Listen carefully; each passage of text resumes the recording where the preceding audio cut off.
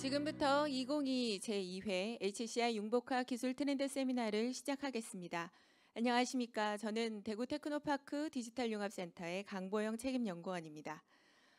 이번 세미나는 메타버스의 핵심, NFT의 미래라는 주제하에 NFT 기술의 현재와 미래, 법적 규제와 쟁점에 관한 강연이 준비되어 있습니다. 확장현실 기반인 XR 형태로 열리는 이번 세미나를 통해 NFT에 대한 다양한 정보를 공유하는 시간이 되시길 바랍니다. 그럼 지금부터 세미나를 진행하도록 하겠습니다. 첫 번째 순서로 NFT 기술 비즈니스의 현재와 미래라는 주제로 한국지식재산연구원 최재식 센터장님을 모시겠습니다.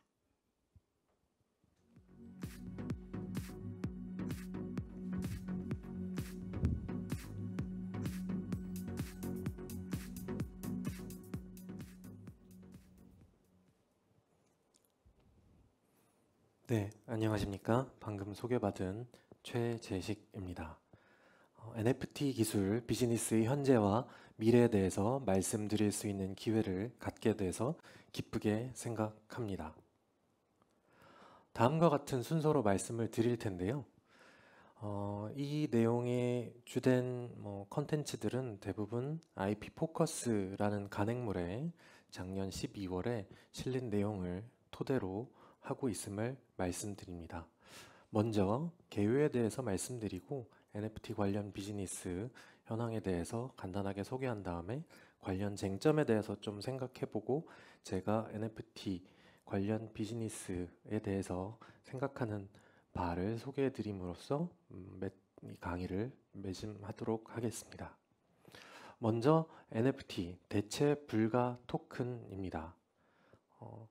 대체 불가 토큰에 대한 관심은 디지털 자산이 증가하면서 복제 용이한 디지털 자산 가치 관리하기 위한 방법에 대해 고민하면서 시작되었습니다.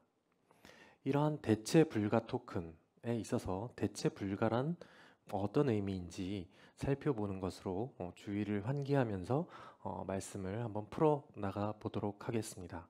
대체 불가란 일단 대체가 가능하다는 개념 반대쪽일 텐데요.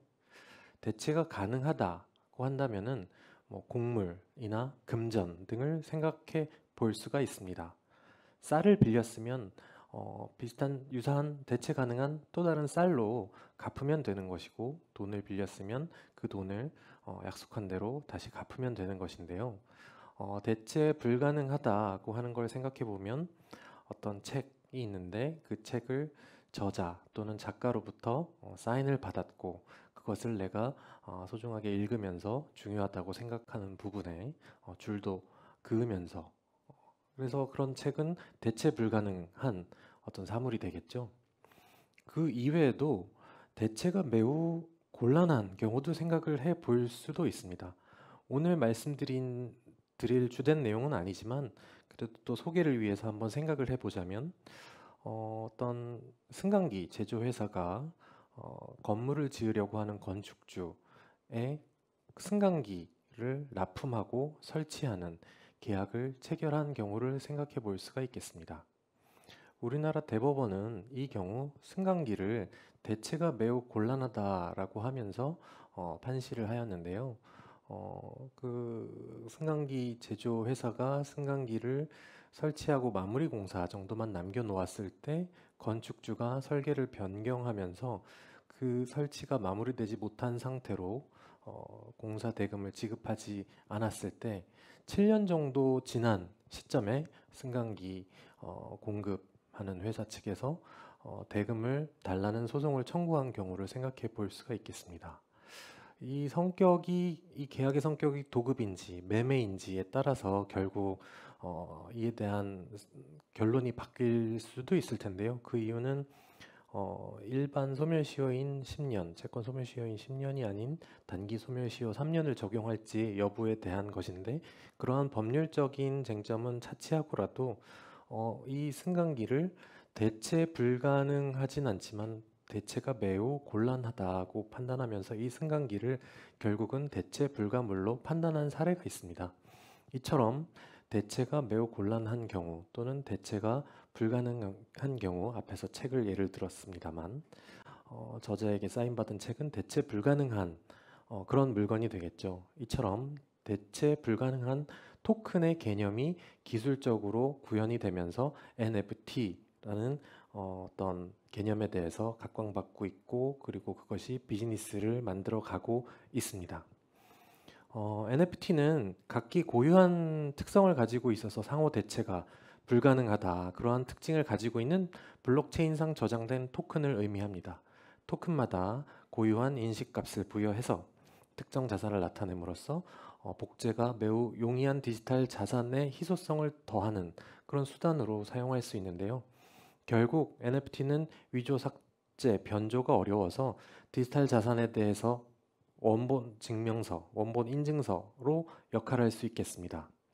이러한 원본 인증의 기능에 대해서는 강의 마지막에 맺은말 부분에 가서 다시 연결해서 생각해 볼 거리를 한번 드리도록 하겠습니다. 그리고 어떤 개념도라고 해서 플로우 같이 한번 만들어 보았습니다. 어떤 게임에서의 아이템, 그리고 예술품이 생성이 된 것들은 기존 전통적으로도 생각해 보면 많은 아이템, 예술품들이 나올 수가 있을 것입니다.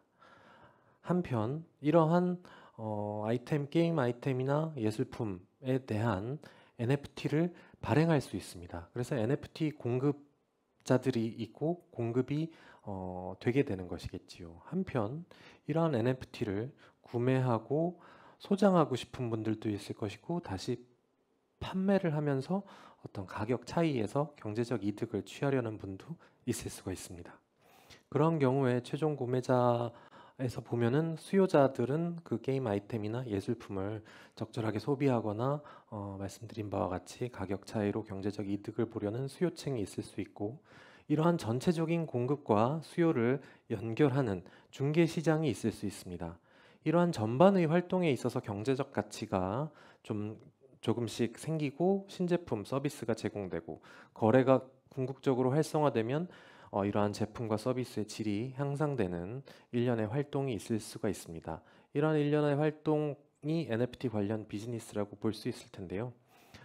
앞서 말씀드린 바와 같이 위조 어려움, 희소성 유지, 거래 내역 추정 용이성, 부분 소유권 가능해서 증권화도 할 수 있는 것이죠. 이게 예를 들어서 지금 음악 관련 저작권에 대한 소유권을 NFT로 발행해서 그 쪼개가지고 경제적으로 좀 더 이득을 향유할 수 있는 그런 시장도 많이 열리고 있습니다. 경제적 용이성하고 같이 맞물려 들어가는 것일 텐데요.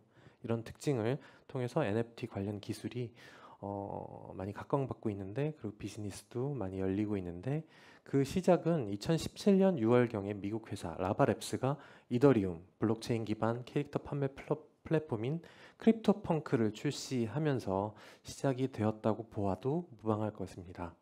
해당 프로젝트는 NFT 시장 형성, NFT 표준을 완성하는 토대가 되었습니다. 크립토펑크 시리즈는 가로, 세로, 24픽셀씩으로 이루어진 얼굴 이미지 아바타로 구성되어 있습니다. 초기에는 무료 배포되었는데 그 이후에 소더비 경매에서 2021년경에 나온 코비드 에이리언이라는 것은 매우 높은 가격에 판매가 된 사례도 있습니다.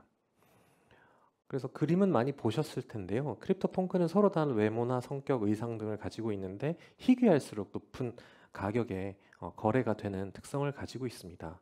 제가 자료들의 대부분 출처를 달려고 노력을 했는데요. 네, 그것들은 출처를 참고해 주시면 되겠습니다. 2018년에 6월경에 ERC721이라는 표준안이 최종 채택되면서 NFT 활성화에 불을 지폈습니다. ERC라는 것은 이더리움에 대한 새로운 어떤 그런 그 리퀘스트하는 방법을 제시하고, 이더리움 리퀘스트 포 코멘트의 약자로서 어떤 새로운 유통 방법을 제시하고 그에 대한 비평을 반영하고 하는 문서인데, 많은 사람들이 합의하고 채택하면 결국 어떤 준수해야 될 표준으로 작동하는 것을 의미합니다. 과거에는 ERC20을 많이 사용했는데 NFT에서 대체 불가라는 특성을 구현하기 위해서 ERC721이라는 표준안을 사용하고 있는데, 이를 살펴보면 NFT라는 대체 불가능 특성을 좀 더 확인해 볼 수 있습니다. 일반적으로 이더리움에서 사용하는 대체 가능한 토큰 표준안 말씀드렸던 ERC20과 비교해 보면 ERC20에서는 토큰 아이디와 소유자 정보를 사용하지 않는 반면 ERC721에서는 토큰 아이디와 소유자 정보를 사용하고 있는 것을 확인할 수 있고, 이는 뒤에서 표를 보면서 간단하게 말씀을 드리겠습니다. ERC20은 토큰의 양을 주로 표시하는 반면 ERC721은 토큰 아이디를 표시하고 있는데요. 아까 말씀드렸던 어떤 대체 가능한 물품의 특성, 대체 가능한 금전이나 곡물은 부피나 질량, 그런 것들로 수량이 특정되는데요. 그래서 결국 수량, 어마운트만 중요한 특성을 가지고 있습니다. 대체 가능물의 경우에는요.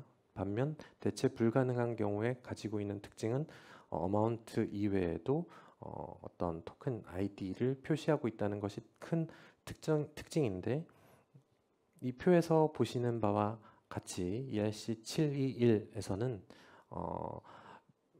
토큰을 발행하는 기능을 하는 함수가 민트입니다. 그 721과 20에서 맨 아래쪽에 보시면 표시되어 있는데요. 그 민트라는 함수 옆에 to, 토큰 아이디 이런 것들이 특정되는 반면 ERC20에서는 어마운트, 민트 안에 들어가는 것들이 어마운트만 포함하고 있다는 특징을 가지고 있습니다.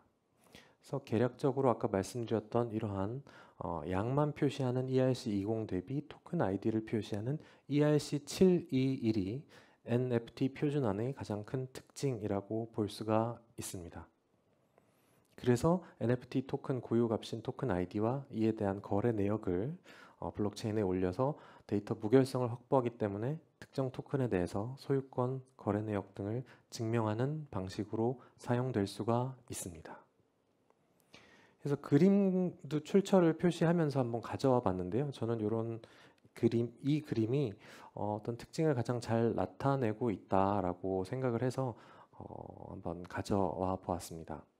NFT가 디지털 자산의 고유성을 나타내기 때문에 해당 디지털 자산에 대해서 메타데이터와 실제 데이터 자산까지 토큰의 구성 요소로 보기도 하는데요. 그러한 토큰에는 특정 콘텐츠에 대한 소유권, 거래 내역 관련 정보만 담고 메타데이터와 실제 디지털 자산은 연결 자산만을 담고 있는 특징이 있습니다.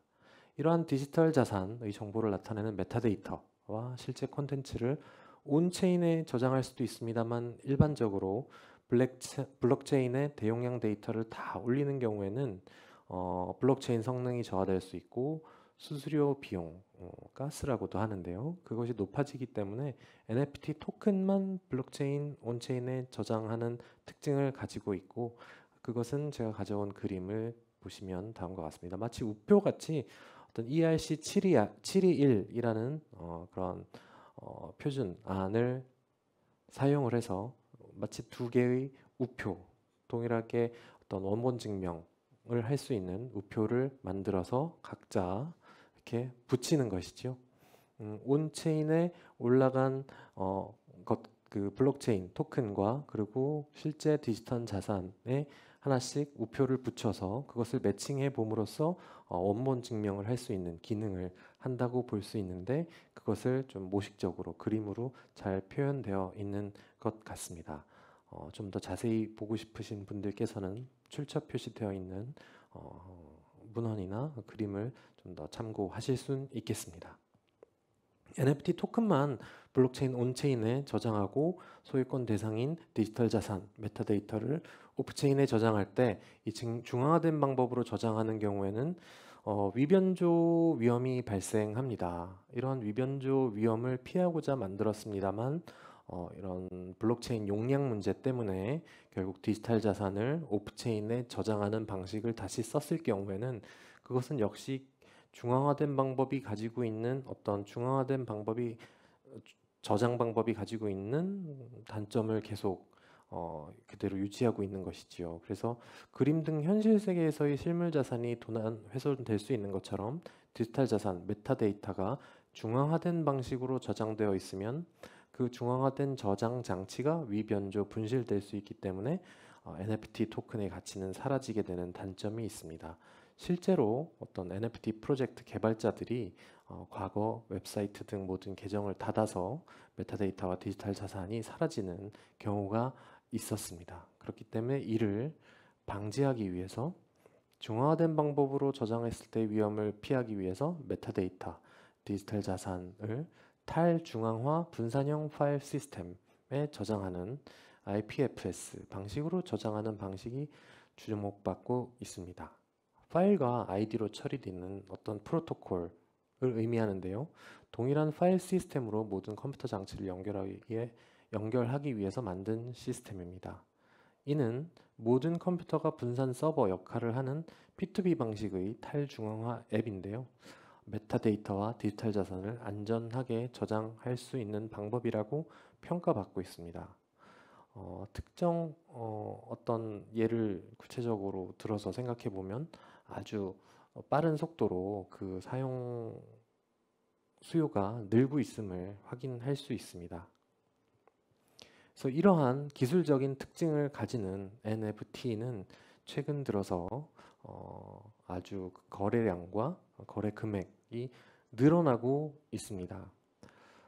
강의를 준비하면서 자료를 만든 22년 6월 24일자 기준으로 Non-Fungible이라는 사이트에서 자료를 가져왔습니다. 그래서 1년간의 거래량과 거래액을 비교해 보면 표로 보시는 바와 같습니다.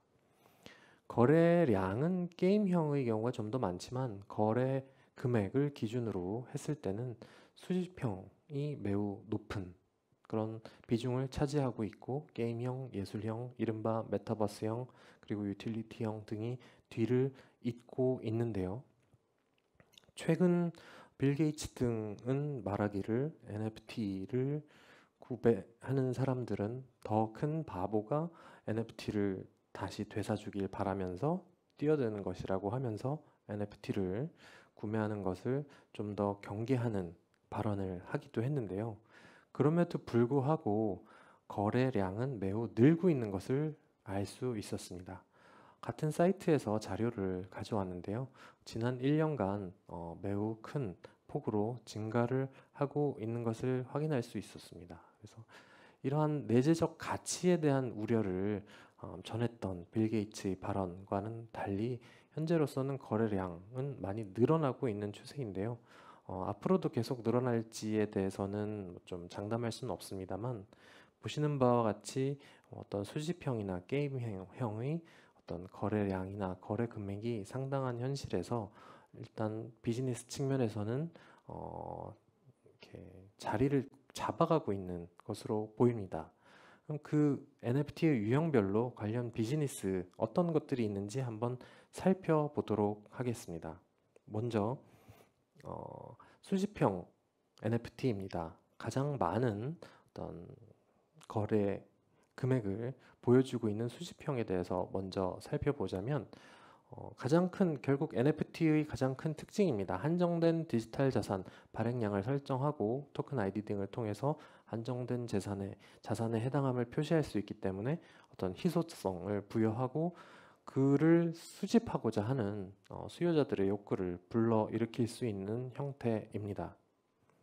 앞서 살펴본 크립토펑크, 사람의 얼굴 모양을 하면서 조금씩 다른 차이를 보이는 24픽셀, 가로 세로 24픽셀 정도의 그림이 가장 대표적인 수집형 NFT의 사례입니다. 그 외에도 다른 프로젝트도 많이 있습니다만, 예컨대 이더락 프로젝트는 2017년에 서로 다른 성질을 가진 암석 그림을 발행한 사례인데, 해당 암석 그림으로 매매할 때 어떤 효용성을 얻을 수는 없습니다만 그 소유하고 있다는 만족, 그리고 앞으로 가격이 오를 수도 있다는, 그래서 차익을 얻을 수도 있다는 어떤 그러한 만족을 얻을 수 있는 예가 되겠고요. 작년 8월 정도에는 400 이더리움 정도에 판매되는 어떤 사례도 있었음을 알 수 있습니다. 그리고 그 외에도 마치 예전에 그 야구 카드 같은 것들을 모으거나 했었던 것처럼 NFT 탑샷은 크립토키티로 유명한 데퍼랩스가 NBA와 협력해서 2019년 7월 발표한 NFT 카드 교환 플랫폼입니다. NBA 선수들이 유명한 경기 순간을 짧은 비디오 영상으로 담고 이를 NFT를 발행해서 이른바 NFT 카드를 발행을 하고, 해당 카드에는 비디오 영상뿐만 아니라 해당 선수에 대한 간략한 설명, 경기 통계나 플레이 유형, 그리고 영상 설명이 담긴 그런 메타데이터가 포함이 되어 있습니다.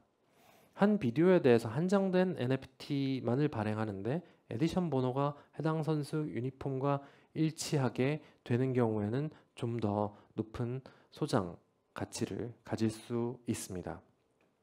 농구 팬분들의 소장욕을 만족시키기도 하고요.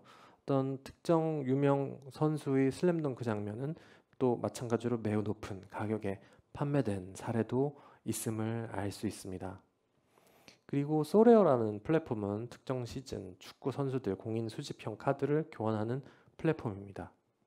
선수 시리얼 넘버, 국적 등 고유 정보의 수집 가치, 그리고 그 카드를 이용한 게임 참가, 카드 소유자에 대한 보상금 지급 구조 등을 통해서 수집 가치가 형성됩니다. 다만 수집을 통해서 게임 참가 가능하고 보상이 지급되는 등 수집 외 기능이 있어서 어떤 혼합 형태, 수집형 NFT와 게임형 NFT 등이 혼합된 형태라고 볼 수가 있겠습니다. 결국 팬덤 시장에서 활용이 많이 잘 될 수 있을 것 같은 수집형 NFT는 어떤 엔터테인먼트 분야에서도 많이 활용될 수 있는데 포토카드, 비공개 영상 등을 NFT로 판매할 수 있을 것입니다. 디지털 구스는 비용이 사실 많이 소요되지는 않죠. 발행에 있어서. 그래서 데뷔 전 아이돌들에게도 활용 가치가 높고 신인 홍보 등에서도 위력을 발휘할 수 있을 것으로 보입니다. 그리고 게임형입니다. NFT는 결국 사용자들이 게임 아이템을 토큰 형태로 구매해서 디지털 지갑에 담아서 소유할 수 있게 하는데요.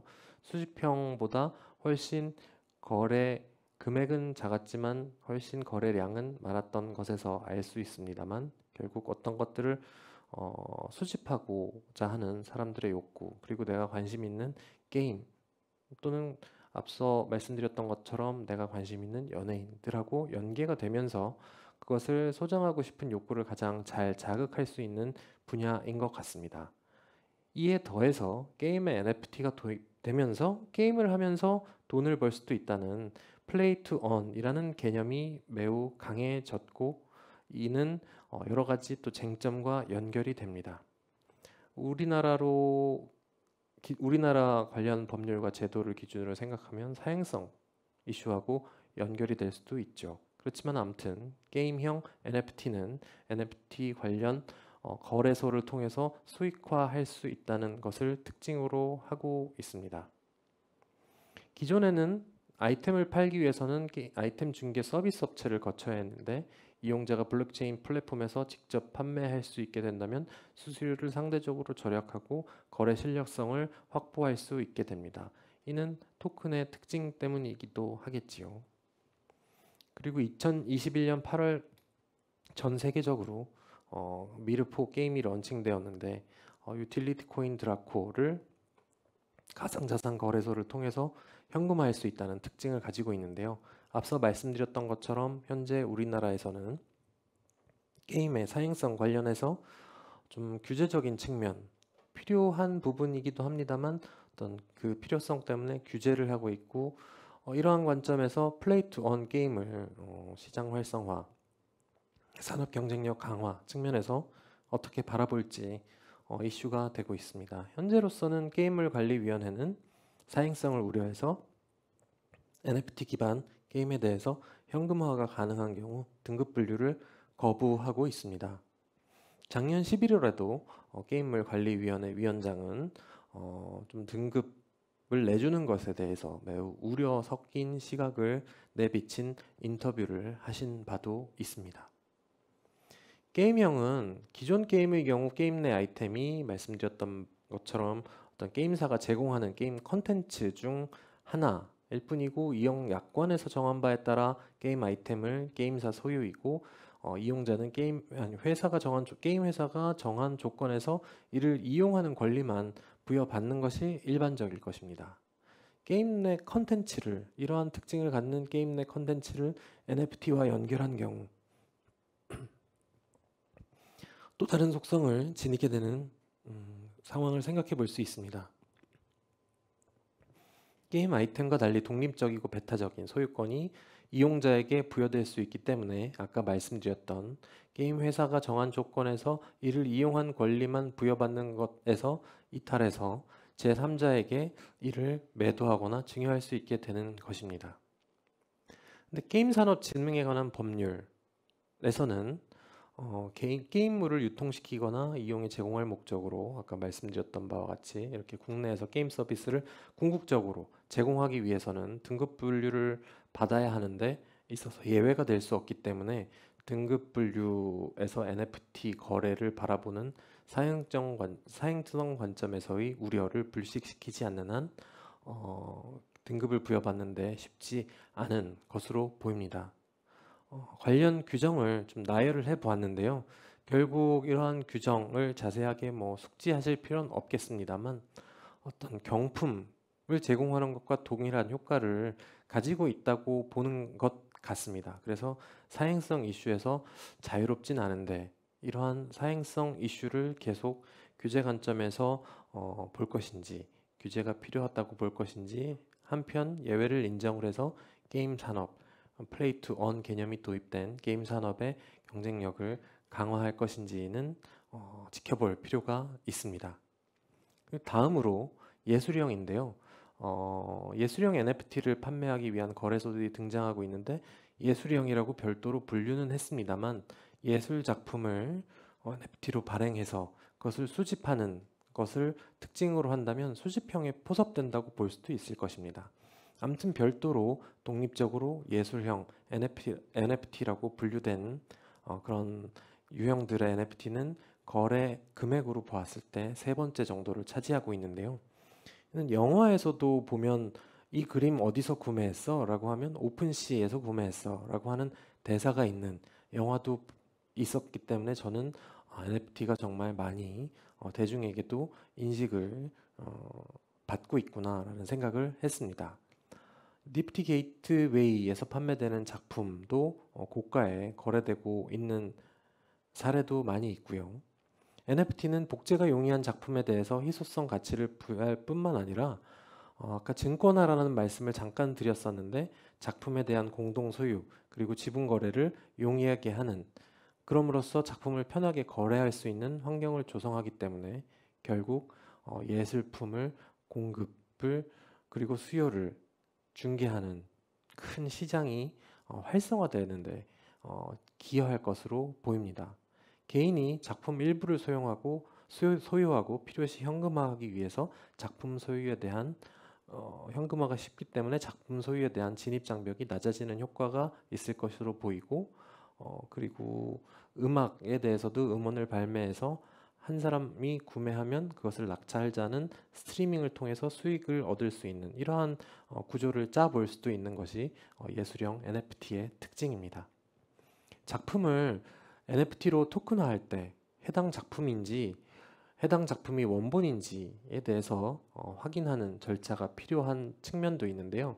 실제 작년 5월 한 국내 업체는 우리나라 작가분의 작품에 대해서 NFT 경매를 진행한다고 밝혔다가 저작권 침해 때문에 경매가 중단된 바가 있습니다. 그 이유는 소유자에게 확인한 NFT 발행 관련해서 확인하였습니다만 그 저작권자는 별도로 있기 때문에 이것이 저작권자와 합의가 되었는지를 확인하지 않았기 때문에 발생한 사례입니다. 이처럼 NFT의 예술형 NFT 경우에는 그 소유자, 저작권자와 관련 권리 관계에 대해서 확인하는 절차가 필요합니다. 위에 언급한 국내 업체가 작품 소장자와 경매 협의를 했는데 이런 것들을 권리를 확인하지 않으면 경매 절차 중단이라는 큰 사고로 이어질 수 있기 때문에 주의를 요하고 있습니다. 그리고 이른바 메타버스형이라고 이름을 붙인 NFT들도 있는데 여기에서는 결국 여러 요소들이 복합적으로 좀 섞여 있다고 볼 수 있습니다. 결국 어떤 수집형에 포섭되는 경우도 있을 수 있고 예술형에 포섭되는 경우도 있을 텐데 메타버스 내에서 큰 특징을 가지는 것은 좀 부동산 관련 것으로 생각이 됩니다. 그래서 뒤에 사진과 함께 소개해 드리겠습니다만 리퍼블릭이라는 회사는 디지털 부동산 전문 펀드를 조성해서 샌드박스 등 메타버스 플랫폼 부동산에 투자를 하기도 있고, 이러한 측면에서 보자면 실물 부동산 형태, 개발 형태와 매우 비슷한데 메타버스 플랫폼 내 부지를 매입하고 해당 부지에 건물을 짓고 홍보를 하고자 하는 업체, 게임 개발사 등 수요자에게 어떤 임차, 상점이나 광고판을 임차해서 수익을 얻는 모델을 생각해 볼 수가 있습니다. 데센트럴랜드라는 출처에서 가져와 봤는데요. NFT 관련 사업을 메타버스 내에서 자체 건물 마련하는 프로젝트 예로 한번 가져와 봤는데, 경매 업체 소더비는 작년 6월 메타버스 속에서 실제 소더비 갤러리 모양을 본떠서 만든 가상 갤러리를 설립했고, 소더비가 진행하는 NFT 경매를 홍보하였습니다. 그리고 디파이형이 있는데요. 이름에서 보시는 바와 같이 알 수 있는 바와 같이 탈중앙화 금융의 약자입니다. 가상자산을 담보로 대출을 받는 등의 금융 서비스가 여기에 포함될 수 있는데요. 우리나라 업체들도 많이 뛰어들고 있습니다.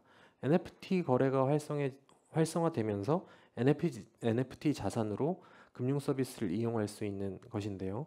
NFT를 담보로 일정 기간 동안 다른 가상자산에 해당하는 코인을 빌리고 그것이 상환되지 않으면 담보로 한 NFT가 대출금 대신 대여인의 지갑으로 자동적으로 전송된다면 이러한 금융 서비스가 좀 더 활성화되는 개념으로 볼 수가 있겠습니다. P2P 방식의 NFT 담보 대출 플랫폼도 있는데요. 출처를 달아놓고 그림도 한번 제시를 해보았습니다만, 그 사이트에 가서 한번 보시면 알겠습니다만, 기존 이러한 형태의 새로운 방식의 서비스 이외에도 기존 금융사들이 NFT 자산을 활용해서 디파이 기반 어떤 금융 서비스, 유동화 서비스 시장에 많이 참여를 하고 있습니다. 앞서 살펴본 여러 가지 유형의 NFT 관련 기술 그리고 비즈니스들이 활성화되고 있는데요. 이러한 NFT 자체에 내재된 여러 가지 생각해 볼 쟁점들이 있습니다. 여러분들께서 사업화나 어떤 NFT 자체에 대한 투자에 관심이 있으시다면 한번 생각해 볼 부분인데, 예를 들어서 생각해 보면 특정 금융정보법에 따르면 가상자산은 거기에 정의가 있습니다. 거기에 정의를 따르면 경제적 가치를 지닌 것으로서 전자적으로 거래 또는 이전될 수 있는 전자적 증표를 말하는데, 게임 산업법에서는 게임으로 이용을 통하여 획득한 유무형의 결과물은 제외됩니다. 과연 그렇다면 게임형 NFT에서 게임 밖으로 벗어난 NFT는 가상자산으로 볼 것인지 한번 생각해 볼 수가 있습니다. 그리고 NFT의 구성 요소인 디지털 콘텐츠, 그리고 이러한 디지털 콘텐츠 관련 속성에 대해서 메타데이터가 포함되어 있다면, 그리고 콘텐츠 자체는 오프체인에 저장되어 있는 경우, 아까 IPFS로 예를 들면서 말씀을 드렸습니다만, 발행한 NFT의 디지털 콘텐츠가 저장된 서버의 신뢰성을 담보하기 위해서 어떤 조치를 취하고 있는가를 살펴볼 수가 있습니다. 그래서 투자 전에 그런 위험을 회피하려는 노력을 충분히 한 NFT인지, 이러한 것들을 살펴보면서 투자 결정을 하실 수도 있을 것입니다.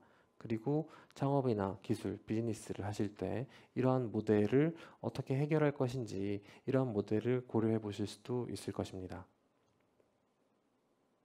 그리고 NFT 활용 방법 관련해서도 좀 몇 가지를 생각해 보자면, 메타버스의 게임 산업법을 적용할 것인지도 문제가 될 수 있습니다. 그리고 게임 내 메타버스 내 게임이라고 한번 타이틀을 잡아보았는데요. 저는 프리가이라는 영화를 봤을 때 그게 아주 흥미롭게 보았는데, 영화 속 주인공은 게임 내 캐릭터인데 스스로 생명을 가지고 있는 것처럼 생각도 하고 움직이지요. 거기에는 게임 내 특정 공간이 있고 메타버스를 논의하기도 하지만, 그러한 게임이 메타버스 내에 있는 것인지 아니면 메타버스보다 더 큰 게임이 존재하는 것인지 참 생각해 볼 거리를 던져주고 있었습니다. 이를 과거 약 20여 년 전의 세컨드 라이프라는 것과 비교를 해보자면, 당시에는 대기업들이 입성을 하면서 제2의 웹 세상이 될 것이라는 기대를 모았습니다만 실제로 그렇게까지 되지는 못했던 것으로 알고 있습니다. 좀 기술적 한계 문제도 있을 것입니다. 당시에는 뭐 컴퓨터가 지금처럼 빠르지 못했고 그래픽도 그렇고 한계가 있었기 때문에 그랬는지 모르겠습니다만 제가 좀 상상력을 발휘해서 생각을 해보자면 결국 게임, 메타버스가 한 덩이가 되면서 이게 게임 내 메타버스인지 메타버스 내 게임인지 모를 어떤 그러한 단계가 된다면 정말 궁극적으로 어떤 NFT가 가장 활용될 수 있는, 잘 활용될 수 있는 환경을 마련하는 것이라고 볼 수 있습니다. 전체 그 앞서 예를 들어서 말씀드렸던 그 영화에서 보면은 큰 틀에서 게임 내에서 어떤 특정 공간은 또다시 게임을 개발하는 개발 회사가 있는 공간이기도 했고요. 그러한 설정이 매우 흥미를 불러일으켰습니다. 그리고 또 다른 예로서 생각을 해보자면 최근 개정된 부정경쟁 방지법에서는 퍼블리시티권 관련해서 보호를 위해서 퍼블리시티권을 침해하는 것을 부정경쟁 행위로 규율하고 이를 금지하는 규정을 담고 있습니다. 그래서 퍼블리시티 관련해서 NFT의 부정경쟁 방지법을 적용할 수 있을지도 생각을 해볼 수가 있습니다. 퍼블리시티권이란 단어를 한번 잠깐 풀어서 생각을 해보면 성명, 초상, 기타 개인의 독창성을 보호하기 위한 권리인데 기존 논의에 따르면 우리나라에서는 퍼블리시티권이라는 것은 물권과 비슷한 어떤 독점 배타적 권리인데 법률에 근거하지 않고 이를 인정할 수는 없다고 해서 퍼블리시티권을 일률적으로 권리로 보는 데에는 좀 부정적인 시각이 있었습니다. 그래서 부정경쟁 방지법에서는 말씀드린 바와 같이 규정을 해서 퍼블리시티권을 침해하는 행위를 결국 부정경쟁 행위의 한 유형으로 추가하였습니다. 그렇다면 퍼블리시티권 관련해서 NFT를 발행하는 것을 부정경쟁 행위 관련해서 포섭할 수 있을 것인지도 생각해 볼 주제라고 생각할 수 있습니다. 결국 이러한 NFT를 바라보는 시각에서 두 가지 생각의 틀이 존재할 수 있을 것 같습니다. 가격은 가치와 같지 않을 것입니다. 제가 사전적 의미를 찾아봤을 때 가격은 시장에서 매수자와 매도자 간 교환의 대가로 실제 지불될 금액이고 이는 변화하는 것이겠지요. 근데 가치는 좀 더 내재적인 것을 의미할 수 있을 텐데 상품이나 서비스가 장래 창출할 것으로 기대되는 효용의 현재 값입니다. 아까 앞서 말씀드렸던 것처럼 빌 게이츠가 얘기한 어떤 NFT를 경계하는 데에서는 내재적 가치가 과연 있는가 하는 의문에서 출발하였을 것입니다. 지금 가격에 거품이 있을 것이라는 우려 때문에 시장에 경고를 주는 발언이었을 텐데요. 또 한편 투기는 투자와 달라서 투기는 시세 차익에 목적을 두는 경제 행위인 반면 투자는 거래 대상의 가치 변화에 주목을 하는 개념으로 볼 수가 있습니다. 그래서 궁극적으로 NFT 관련 기술 개발에 따라서 관련 비즈니스가 좀 더 변화하고 발전하려면 내재적 가치를 얼마나 가져갈 수 있을 것인가에 중점을 두고 궁극적으로는 그 내재적 가치에 관심을 둔 투자가 활성화될 때 NFT 비즈니스는 좀 더 활성화될 것으로 보입니다. 그래서 NFT를 기존 전통 산업과 결합을 함으로써 어떤 가치 창출을 해낼 수 있는 영역에서 새로운 기회가 있을 것으로 보여집니다. 결국 아까 메타버스, 게임, 그리고 수집형 이런 모든 것들이 통합된 어떤 비즈니스가 창출될 것으로 보여지고요. 디파이도 마찬가지로 이러한 메타버스, 수집형, 게임형 NFT가 통합된 어떤 것과 연계된 금융 서비스, 유동화 서비스들이 활성화될 때 NFT 비즈니스에 대해서 무한한 가능성이 열려 있다고 볼 것입니다. 저는 NFT 전통 산업과의 결합한 예를 좀 더 찾아보기 위해서 좀 더 살펴보았을 때 나이키의 사례가 아주 예가 될 수 있지 않을까 생각을 해보았습니다. NFT라는 새로운 기술 분야에 새로운 경쟁자들이 뛰어들 수도 있겠습니다만 전통 산업의 강자가 NFT 산업으로 뛰어들 수도 있을 것입니다.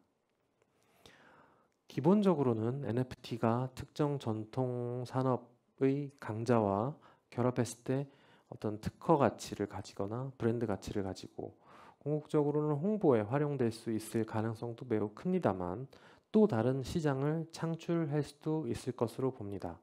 예를 들어서 운동화의 소유권을 추적할 수 있는 NFT를 활용해서 정품 여부를 확인할 수 있는 점을 활용한다면 현재 많이 활성화되어 있는 리셀 시장과 결합해서 엄청난 위력을 발휘할 수 있습니다.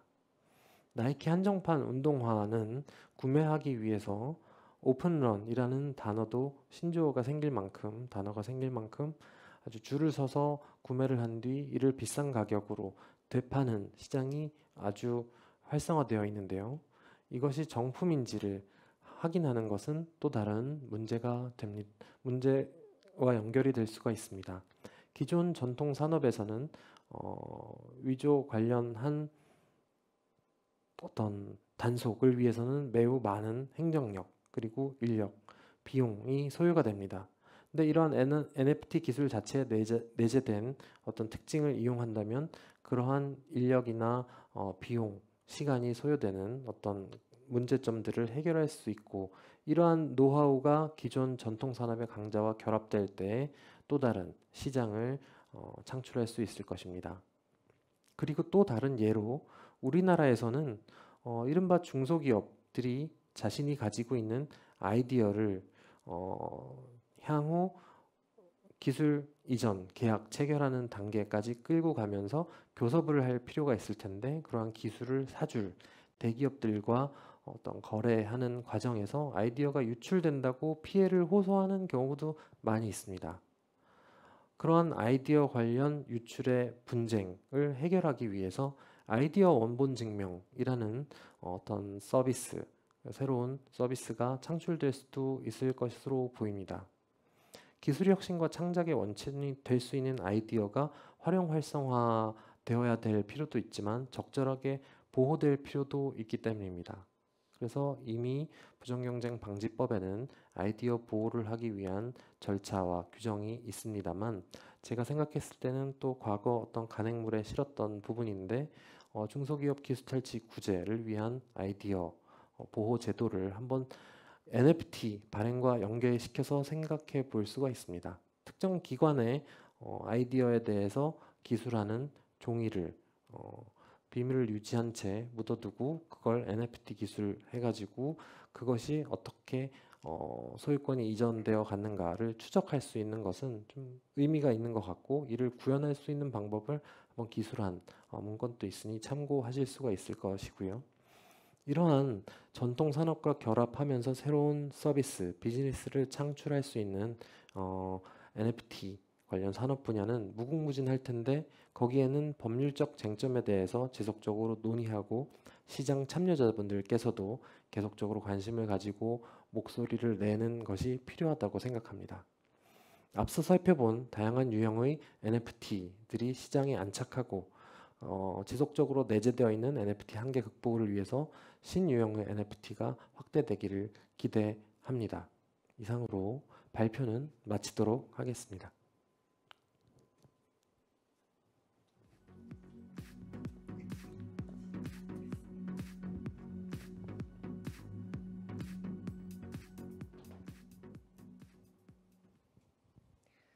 네, 좋은 강연 해주신 최재식 센터장님께 감사드립니다. 그럼 지금부터 질의응답 시간을 가지도록 하겠습니다. 온라인으로 참석하고 계신 여러분들께서는 채팅창에 질문 남겨주시면 센터장님께서 답변해 주시도록 하겠습니다. 네, 지금 최근에 이제 비트코인에서 NFT로 이렇게 많은 관심이 이전되고 있는데요. 네. 최근 루나 사태를 보면서 그 비트코인이 어떤 플랫폼, 어떤 비트코인이냐에 따라서 이게 자산 가치가 잘 보존될 수도 있고 아니면은 완전 가치가 없어져 버리는 문제들도 있던데요. NFT 플랫폼도 그런 식의 위험 부담이 약간 있지 않을까라는 생각도 좀 듭니다. 그래서 중소기업이나 아니면 많은 아티스트들이 이렇게 NFT 기술을 적용해서 비즈니스를 시작할 때 어떤 부분에서 좀 유의를 하고 그리고 어떻게 시작하면 좋을지에 대해서 말씀 좀 해주셨으면 좋겠습니다. 네, 기본적으로는 최근에 뭐 많은 언론 지상에서 보도된 바와 같이 특정 코인이 가격 폭락 사태 그리고 거기에 많이 상심하신 많은 분들이 있는 그런 것들이 사회적 문제로까지 번지고 있는데요. 기본적으로는 아까 말씀드렸던 바와 같이 투기, 투자에 대해서 내가 어떤 부분을 주목하고 참여할 것인지, 가격, 시세 차익만 보고 참여할 것인지, 그에 따라서 뭐 제가 뭐 그런 투자 전문가는 아닙니다만 결국 위험을 감수할 수 있을 만큼만 어떤 시세 차익을 바란다면 내가 감수할 수 있는 위험 정도에 대해서 생각해보고 그것이 아니고 나는 어떤 미래의 내재적 가치에 대한 투자를 하는 입장이라고 본다면 또 그에 적당한 나의 스탠스를 정하면서 접근하는 것이 가장 중요할 것이라고 보고요. 그리고 다양한 이런 기회들을 제공하는 분들이 서로 비슷한 유형의 비즈니스를 하는 분들께서 자율적으로 어떤 가이드라인이나 소비자 분들에게 제공할 수 있는 어떤 투자의 위험성을 소개하는 방식으로 좀 자율적으로 해결할 수 있는 시장이 활성화될 필요가 있다고 생각합니다. 알겠습니다. 지금 질문이 있는데요. 0793번이 해주신 질문입니다. NFT 아트 플랫폼과 작품들 가운데 가장 주목받고 있는 것들이 있다면 무엇인지 소개해 주셨으면 합니다. 그리고 NFT를 거래할 수 있는 결제 수단은 무엇인가요? 네, 좋은 질문인데요. 제가 예술형 관련해서 소형이 크진 않아가지고 특정 작품을 예로 들기는 어렵겠습니다만 플랫폼은 예술형 플랫폼에선 앞서 말씀드렸던 오픈시에 관심이 갑니다. 특정 영화인데 레드 노티스라는 영화에서 말씀드렸던 대사가 나오거든요. 이 그림 어디서 샀느냐? 오픈시에서 샀다라고 할 만큼 아주 대중적으로는 알려져 있는 플랫폼이라고 보고요. 그리고 다양한 플랫폼이 또 다양한 결제 수단을 제공하고 있기 때문에 그리고 수수료 문제도 있기 때문에 적절한 수수료 비중 사실 NFT 거래를 위해서는 그리고 발행을 위해서는 좀 수수료가 많은 부분을 차지하고 있는 것도 사실입니다. 그래서 그 투자를 결정하실 때 수수료 부분도 한번 참고를 하셔서 특정 코인을 본인께서 결정하시는 것이 좋을 것으로 보입니다. 네. 7871번이 질문해 주셨는데요. NFT가 자산으로서 암호화폐의 영향을 너무 크게 받습니다. 특히 어떤 플랫폼 위에서 만들어진 NFT만큼 그 코인의 영향력을 너무 많이 받게 되는데 이 자산의 안정성을 보장할 수 있는 방법에 대한 대안을 제시하실 수 있으실까요?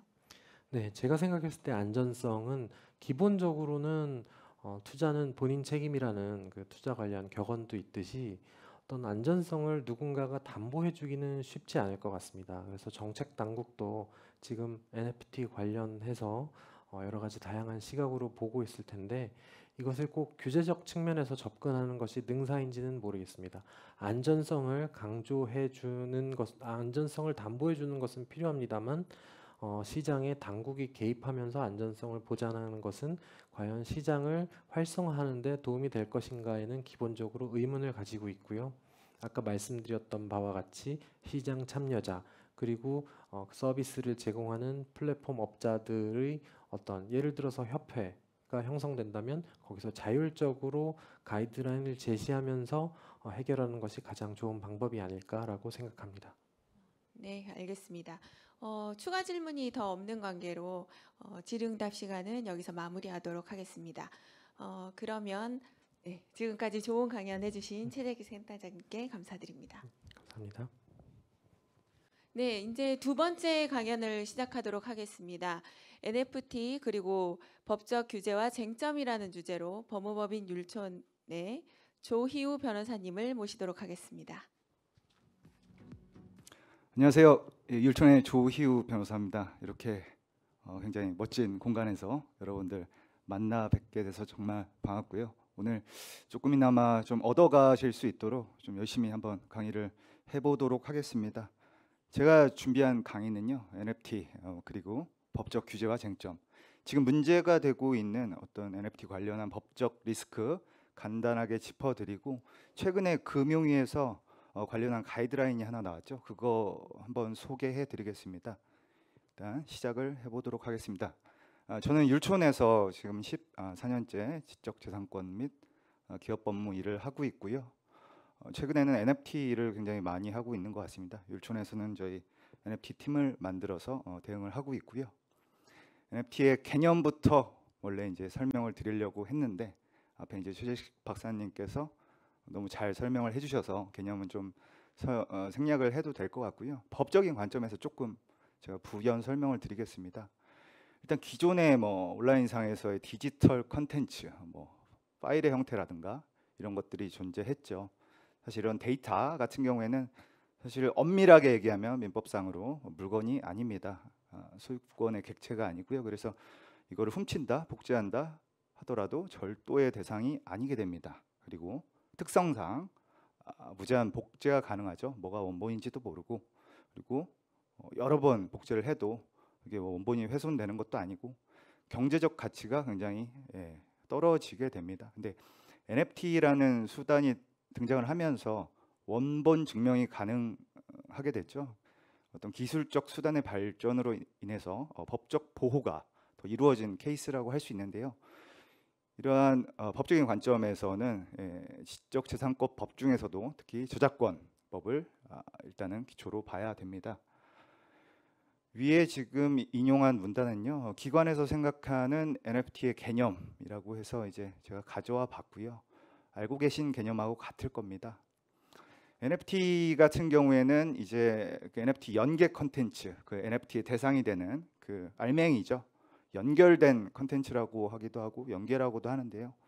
이게 메타데이터가 들어갑니다. 뭐 작품 제목이라든가, 뭐 창작자, 소유자, 거래 내역, 뭐 사고팔고 했던 거, 그런 부분이 암호화돼서 해시값으로 들어가게 되고요. 이게 블록체인상에 저장이 되면서 원본 증명 기술적 수단이 되는 거죠. 저희가 이제 NFT 소유권이라는 말을 많이 씁니다. NFT 오너십이라고도 하고요. 사실 이제 뭐 평범하게 일상생활에서 쓰는 건 관계가 없는데, 법적인 관점에서 보면 사실 그 아까 말씀드렸듯이 NFT, 디지털 데이터 같은 거는 소유권의 객체가 아니게 됩니다. 그래서 법적으로 조금 명확히 이제 말씀드리면 컨텐츠 원본에 대한 이용권이다. 그 범위는 스마트 컨트랙트 안을 봐야 된다. 그렇게 말씀드리고요. NFT에 기록되는 정보를 이렇게 좀 가져와 봤습니다. 다 아시는 부분이고요. 빨간색으로 이제 표시한 부분이 저작권도 함께 양도할 것인지 선택해야 하는 경우도 있다. 이게 이제 처음에 NFT가 이제 연계된 저작물이 있습니다. 그걸 NFT를 사게 되면 경우에 따라서는 그 NFT 저작물에 대한 권리를 제가 가져오는 경우도 있고요. 그거는 여전히 창작자에게 유보되어 있는 케이스도 있습니다. 그래서 이 부분 처음에 NFT 사실 때 또는 파실 때 고려를 해야 되는 부분이고요.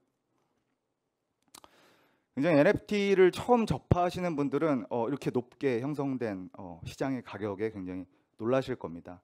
이렇게 이제 전문가분들은 분석을 하는데요.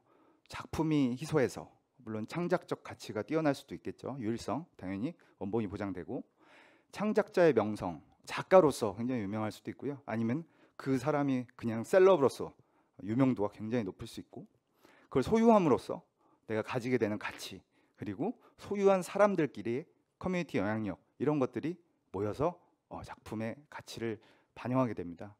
지금 보시는 그림은 잘 아시다시피 그 유명한 일론 머스크의 전 연인 그라임스의 작품이죠. 지금 표제의 가격에 이제 팔렸다고 하는데요.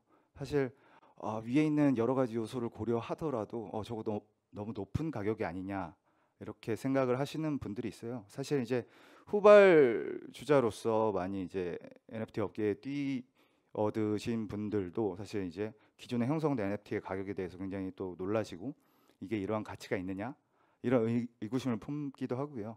일반 소비자분들 같은 경우에도 뭐 전혀 유명하지 않은 NFT 창작자 커뮤니티인데도 불구하고 간간히 이렇게 굉장히 높게 형성된 그런 가격을 보실 수가 있습니다. 사실 이 부분은 조금 많이 문제가 되고 있는 사안이에요. 사실 자전거래라고 하죠. 순환거래, 자기들끼리 이제 사고팔고 해가지고 가격을 높이는 경우가 분명히 있습니다. 이 부분은 사실 이제 규제 당국에서 아직은 지켜보고 있는데요. 조만간 규제가 들어갈 것으로 보이고 사업을 하시는 분들도 이러한 마켓 메이킹을 해주겠다라는 분들의 유혹에 넘어가시지 않길 바랍니다. 분명히 형법상으로는 사기 그리고 기망 행위가 되는 부분입니다. 가장 NFT 기저에 이제 놓여 있는 스마트 컨트랙트에 대해서 법적인 의미를 한번 설명해 보겠습니다. 너무 잘 아시죠? 스마트 컨트랙트라는 말도 굉장히 이제 많이 범용적으로 쓰여가지고 일단 자동적으로 전산상으로 계약이 이루어지고 이러한 거래 내역이 분산 원장, 즉 블록체인에 저장되는 구조를 가지게 됩니다. 조금 뜯어보면요, 계약이라고 하는 것, 계약이 이제 성립이 됐다라고 얘기를 하려면 두 가지 이제 요소가 필요한데요. 바로 청약과 승낙입니다. 청약은 여러분들께서 뭐 백화점이나 시장에 가셔서 어떤 물건을 사실 때 예를 들어 상인분께서 이 옷은 10,000원에 팔겠다라고 하고 저희는 뭐 돈을 지불하거나 카드를 긁으면서 이거 사겠습니다 하죠. 이게 바로 청약과 승낙인데요. 이 승낙은 말로 이루어질 수도 있고요. 어떤 계약상 사인으로 이루어질 수도 있고요. 그 승낙에 준하는 사실 행위, 예를 들어 돈을 건넨다든가 그런 행위로도 이루어질 수 있습니다. 그래서 일단 이 스마트 컨트랙트를 청약과 승낙 개념으로 보면 저희가 이제 오픈시에서 NFT 살 수 있는 NFT가 올라와 있다. 이거는 바로 클릭만 하면 살 수 있기 때문에 청약이라고 볼 수 있고요. 저희가 클릭을 하고 모든 거에 대한 승낙을 하는 순간, 그 체크박스 표시하고 하는 순간 저희 지갑에서 이더가 차감이 되겠죠. 그러니까 돈을 내는 행위 그리고 승낙 행위가 동시에 있었던 겁니다. 그래서 조건이 성취가 되면서 계약이 자동 실행되는 겁니다. 이러한 거는 우리나라의 뭐 전자문서 및 전자거래 기본법상 그리고 전자서명법상으로 유효하다고 인정이 되고 있고요. 다만 한 가지 유의할 점은 사업자 관점에서 약관 규제법이란 거를 조심해야 돼요. 약관이라는 거는 잘 알고 계시다시피 1대 다의 계약에서 발생하는 문제입니다. 우리가 홈페이지 같은 거 가입할 때 일일이 개별 가입자와 논의를 할 수가 없어요. 협상을 할 수 없기 때문에 영업자 측면에서 하나의 어떤 문서를 만들어 놓고 이거에 동의하는 순간 우리 사이트에 가입시켜 주겠다 이런 거죠. 다수 입장에서는 이거 열심히 보지 않습니다. 저희도 그렇잖아요. 동의하고 넘어가고 개인정보 이쪽은 좀 열심히 보지만 다른 부분 같은 경우에는 그냥 사인하고 체크박스 표시하고 넘어가죠. 그렇기 때문에 이러한 계약을 일반적으로 1대1로 굉장히 얘기를 조율하고 하는 계약과 동시에 볼 것이냐 이런 문제에서 출발한 법인데요. 그래서 이제 1대 다의 계약에서는 다수를 굉장히 보호해 줍니다. 애매모호할 경우에는 다수 쪽으로 하기도 하고요. 굉장히 다수에게 현저하게 불리한 조항이 있는 경우에는 무효로 하기도 합니다. 뭐 일반적으로 예를 들어서 영업자 측에 과도한 면책 조항, 법으로서도 보호되는데도 불구하고 약관에 나 이러이러한 거 책임 없다라고 이제 그 약관에 써놨다면은 이게 반드시 유효하지만은 않다 이거죠. 그래서 그런 부분 항상 조심하셔야 되고요. 약관 규제법상의 이제 규율된 정도 내지는 앞으로 투자자라든가 아니면 구매자 측면에서 보호될 측면까지 고려하셔가지고 약관을 구성하시는 게 유리합니다. 이제 NFT의 여러 가지 이제 산업적 유형에 따라 살펴볼 건데요. 제가 이제 가져온 거는 음악 쪽입니다. 음악을 가져온 이유는 이쪽 음악 산업에 NFT가 적용될 경우에 조금 특별한 조건이 부과되는 경우가 많습니다. 팬덤이 있고요. 그렇기 때문에 아티스트와의 어떤 접점을 바라고 NFT를 사게 됩니다. 그래서 실제로 수장 가치가 있는 뭐 앨범을 준다거나 콘서트 1열을 보장한다거나 지금 이 원문에 보시면은 뭐 기념품도 주고 그다음에 콘서트 갔을 경우에 개인 기사도 컨시어지 서비스도 해준다고 합니다. 스마트 컨트랙트는 다 전산상에서 일어나는 계약인데 어떻게 이런 현실상의 오프라인의 권리를 보장하느냐 이런 의문이 있을 수 있어요. 정확하시고요. 계약은 그 이더가 차감되고 NFT가 내 지갑으로 들어오는 것까지는 자동으로 이어지지만 아까 부가적 가치를 약속한 것들 그런 거는 계약의 이행이 보장되지가 않습니다. 그렇다면 일반 오프라인에서 해결하는 것처럼 역시 이 분쟁이 생긴다면 똑같이 민사적 소구 법원 가서 소장 내야 되고 그렇다는 것이죠. 그 부분을 유념하셔야 될 것 같고요. 맨 처음에 그 채권적 이용권이라고 말씀을 드렸는데요. 내가 NFT를 사면은 대체 이 NFT와 연계된 저작물에 대한 어떠한 권리를 가지는지 우리가 항상 살 때 그리고 팔 때 유념해야 될 필요성이 있습니다. 그래서 예시를 들어봤는데요. 저작권은 유보하고 특별한 형태의 채권, 뭐 이용할 수 있다, 들을 수 있다. 음악 같은 경우는 그렇게 될 수도 있고요. 저작권 자체를 그 NFT에 내재시킬 수도 있는 거죠. 그렇다면 그걸 가지고 내가 자유롭게 편곡할 수도 있고 뭐 개변할 수도 있고 그런 권리가 저희한테 생기는 거겠죠. 이 부분은 항상 살펴봐야 되겠고요. 세 번째 게 가장 문제가 되고 오늘 설명드릴 가이드라인 그 부분과 관련이 된 문제입니다. 사실 이제 어떤 사업을 한다 그래요. 그리고 NFT를 발행하신다 그러고 그리고 그 사업이 잘 되면 NFT를 가지신 분들께 수익을 나눠주겠다. 이런 식의 이제 사업 모델을 제안하는 분들이 굉장히 많습니다. 이게 뭐냐? 기존의 증권과 똑같다. 이게 규제 당국이 가지는 생각이고요. 이러한 경우 투자자 보호가 되느냐?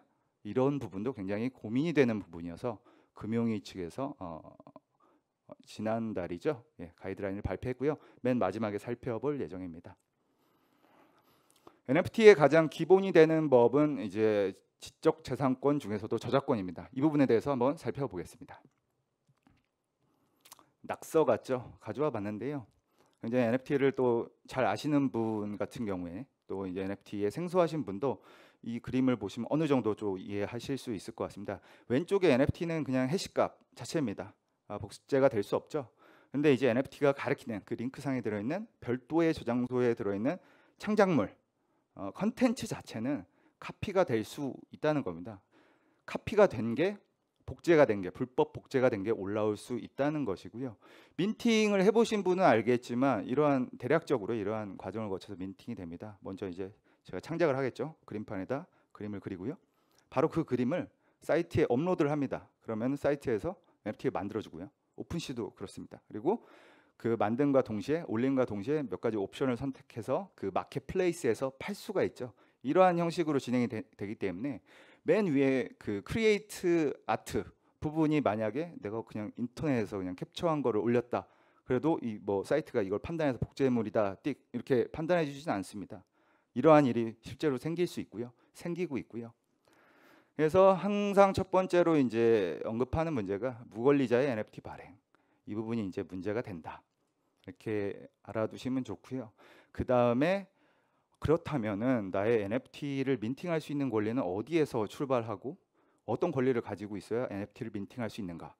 처음 말씀드린 것처럼 저작권이 있어야겠죠. 저작권이 있어야 되는데 간혹 이제 소유권과 저작권의 이제 개념을 이제 혼동하시는 분들도 있고 사실 이 NFT 산업이 아직 이렇게 확대되기 전까지는 그런 부분에 이제 약간 오해를 하시는 분들이 있었습니다. 미술품이 있죠. 모나리자 뭐 미술품이 있습니다. 어떤 대가가 그린 작품인데요. 이거를 제가 뭐 경매에서 엄청난 가격을 주고 뭐 2천만 원을 주고 샀습니다. 그럼 소유권을 가지게 됐죠. 그 프레임과 그 물감이 덧칠해진 그 종이를 소유하게 된 거죠. 안방에 걸 수 있습니다. 안방에 걸고 있고 사실 내가 가져왔기 때문에 그 바닥에 놔도 되죠. 이걸 가지고 내가 소유했으니까 이 물건 자체는 아무렇게나 다룰 수 있겠지만 만약에 이 그림을 가지고 제가 엽서를 발행해서 팔아요. 사람들한테. 이런 건 가능할까요? 이거는 불가능합니다. 왜냐하면 소유권만 가져온 것이지 저작권은 그대로 작가에게 남겨져 있거든요. NFT도 같은 개념으로 보셔야 됩니다. 그래서 내가 그림을 가지고 있다고 해서 내가 이걸 민팅할 수 있는 게 아니라 작가의 허락이 있어야 하는 것이죠. 다만 계약에서 작가가 소유권과 동시에 저작권도 양도하겠다라는 계약을 하셨다면 민팅하실 수 있습니다. 네. 그래서 NFT 자체는 그 원본 증명의 수단일 뿐 그 안에 있는 콘텐츠의 진정 권리를 보장해주는 장치는 아니다. 예, 그렇고요. 세 번째 이제 퍼블릭 도메인 문제인데요. 이게 좀 애매합니다. 사실 이제 저작권 뭐 기간 잘 아시죠? 뭐 4, 5, 70년 이런 것들 있잖아요. 근데 이제 그 저작권이 도가된 이제 모나리자 같은 거라든가 아니면 어디 이제 제주도에 가면 보이는 한라산, 성산 일출봉 이런 것들을 내가 NFT로 만들어 팔아요. 성산 일출봉은 아무 누구의 소유도 아니죠. 뭐 그리고 한라산도 그렇습니다. 옛날 저작권이 도가된 저작물도 마찬가지입니다. 그런 것들 이제 모든 사람들한테 공유되어야 할 그런 공용의 퍼블릭 도메인 영역 안에 있는 저작물은 일단 아니겠죠. 그런 어떤 아트를 NFT화 한다면 이건 어떻게 할 것인가? 여러 국가에서 논의되고 있는 문제인데요. 우리나라에서는 아직까지는 확실한 것은 없는데 외국의 입법 사례들을 보자면은 문제가 될 소지가 있어 보이기 때문에 조금 조심을 해야 될 것 같습니다. 아까 저작권과 소유권의 차이에서 발생한 해프닝이었고요. 이중섭, 김한기, 박수구님의 어떤 창작자의 허락이 있어야겠죠. 예, 그런 부분 때문에 NFT 이제 초기에 이제 발생했었던 이슈였고요. 한 가지 또 조금 조심해야 될 부분이 오프라인에 있는 실물 미술을 NFT로 만들어요. 그런 경우가 있고 NFT 자체를 어떤 창작자한테 의뢰해서 새롭게 디지털 콘텐츠로 만드는 경우가 있습니다. 근데 이제 어떤 특정 컨셉을 가진 화가분께 그런 컨셉을 그대로 NFT로 옮겨가지고 그다음에 이거를 이제 NFT화 시키고자 하는 사업자분들은 이걸 좀 재밌게 표현하기도 해요. 지금 여기 업비트에 올라와 있는 장칼이라는 작가분의 작품인데요. 왼쪽 지금 정지되어 있는 그림이지만 이 고양이 발이 이렇게 움직이기도 하고요. 오른쪽에 있는 검은 그 흑발 아래에 있는 검은 고양이가 눈을 깜빡이기도 합니다. 애니메이션이 됐죠. 원래 작가의 이제 조금 변화가 된 거예요. 예를 들어서 이제 작가한테 저작권을 양도받거나 사용 허락 받아온 그림이 이건데 어떤 이제 이 사업자 측에서 재밌게 고양이 손도 움직이거나 눈도 깜빡이게끔 만든다. 이거는 약간 저작물의 수정 증감을 가한 거거든요. 그러려면 2차적 저작물 작성권까지 있어야 됩니다. 판례상으로 2차적 저작물 작성권의 경우, 그러니까 수정할 수 있는 권리는 따로 계약서에 따로 조항을 만들어서 허락을 받아야 된다고 돼 있거든요.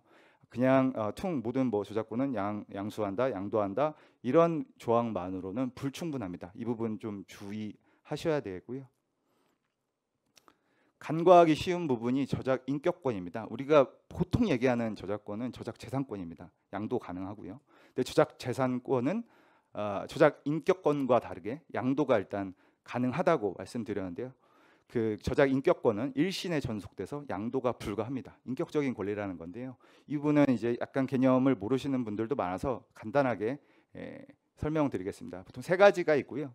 공표권, 그러니까 내 저작물을 만들었어요. 근데 어떤 유명한 작가가 그 책상 위에다가 소설을 한 권 써놓고 이건 발표하기 싫어하고 놔뒀는데 어떤 분이 그걸 가지고 와서 공표해 버렸어요. 전혀 영리적인 목적을 기대한 것이 아닌데도 불구하고 이거는 저작자가 원시적으로 갖고 있는 공표권을 침해한 겁니다. 공표할 수 있는 권리는 저작자한테 있고요. 그 다음에 동일성 유지권이라고 있습니다. 아까 2차적 저작물과도 약간 관련된 부분인데요. 어떤 저작물을 예를 들어서 공표할 때 그거를 내가 좀 편집자가 약간 수정해서 이렇게 하면 더 멋있을 것 같아 그림을. 소설 같은 경우는 결말이 약간 해피엔딩이었으면 좋겠어 하고 바꿔버리면 이것도 저작물의 저작 인격권을 가지고 있는 저작자의 동일성 유지권을 침해한 것이 됩니다. 그리고 이제 나머지 하나는 성명 유지권이고요. 이 부분도 계약상으로 조항으로 하나씩 남겨놓는 것이 좋습니다. 동의한다고 예를 들어 수정 증감에 동의한다고 그런 묶으면 괜찮고요. 저작 인격권에 대해서 그거는 양도 받아올 수는 없는 거니까 그러한 가변 행위 아니면은 그걸 가지고 사업차 하시고자 하는 행위에 미리 동의를 받으시는 게 중요하죠.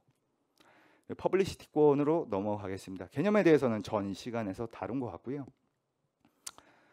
우리가 초상권은 흔히들 아시죠? 뭐 성명, 얼굴, 뭐 몸, 실루엣 특정인임을 식별할 수 있으면 됩니다. 어떤 신체적 특징을 가지고 이 사람을 표상한다 이렇게 하면 초상이 되고 그거에 근거해서 발생하는 권리가 초상권입니다. 이게 내 초상이 어디에 공개되거나 공개되지 않거나 이런 걸 결정할 수 있는 권리를 이제 초상권이라고 하는데요. 특별히 어떤 특별법에 규정되어 있는 건 아니고 헌법이나 민법상 규정을 유추해서 인정이 된다고 우리가 얘기를 하고요. 인격권의 하나의 종류로서. 그리고 이제 초상권과 경제적으로 상업적으로 맞닿아 있는 게 퍼블리시티권입니다. 그러니까 내 초상을 상업적으로 사용할 수 있는 권리죠. 아주 쉽게 예를 들자면 뭐 연예인들 뭐 수지 목걸이, 이민호 모자 이렇게 해서 판다면은 연예인의 성명을 이용해서 그렇죠? 상업적 행위를 하는 거잖아요.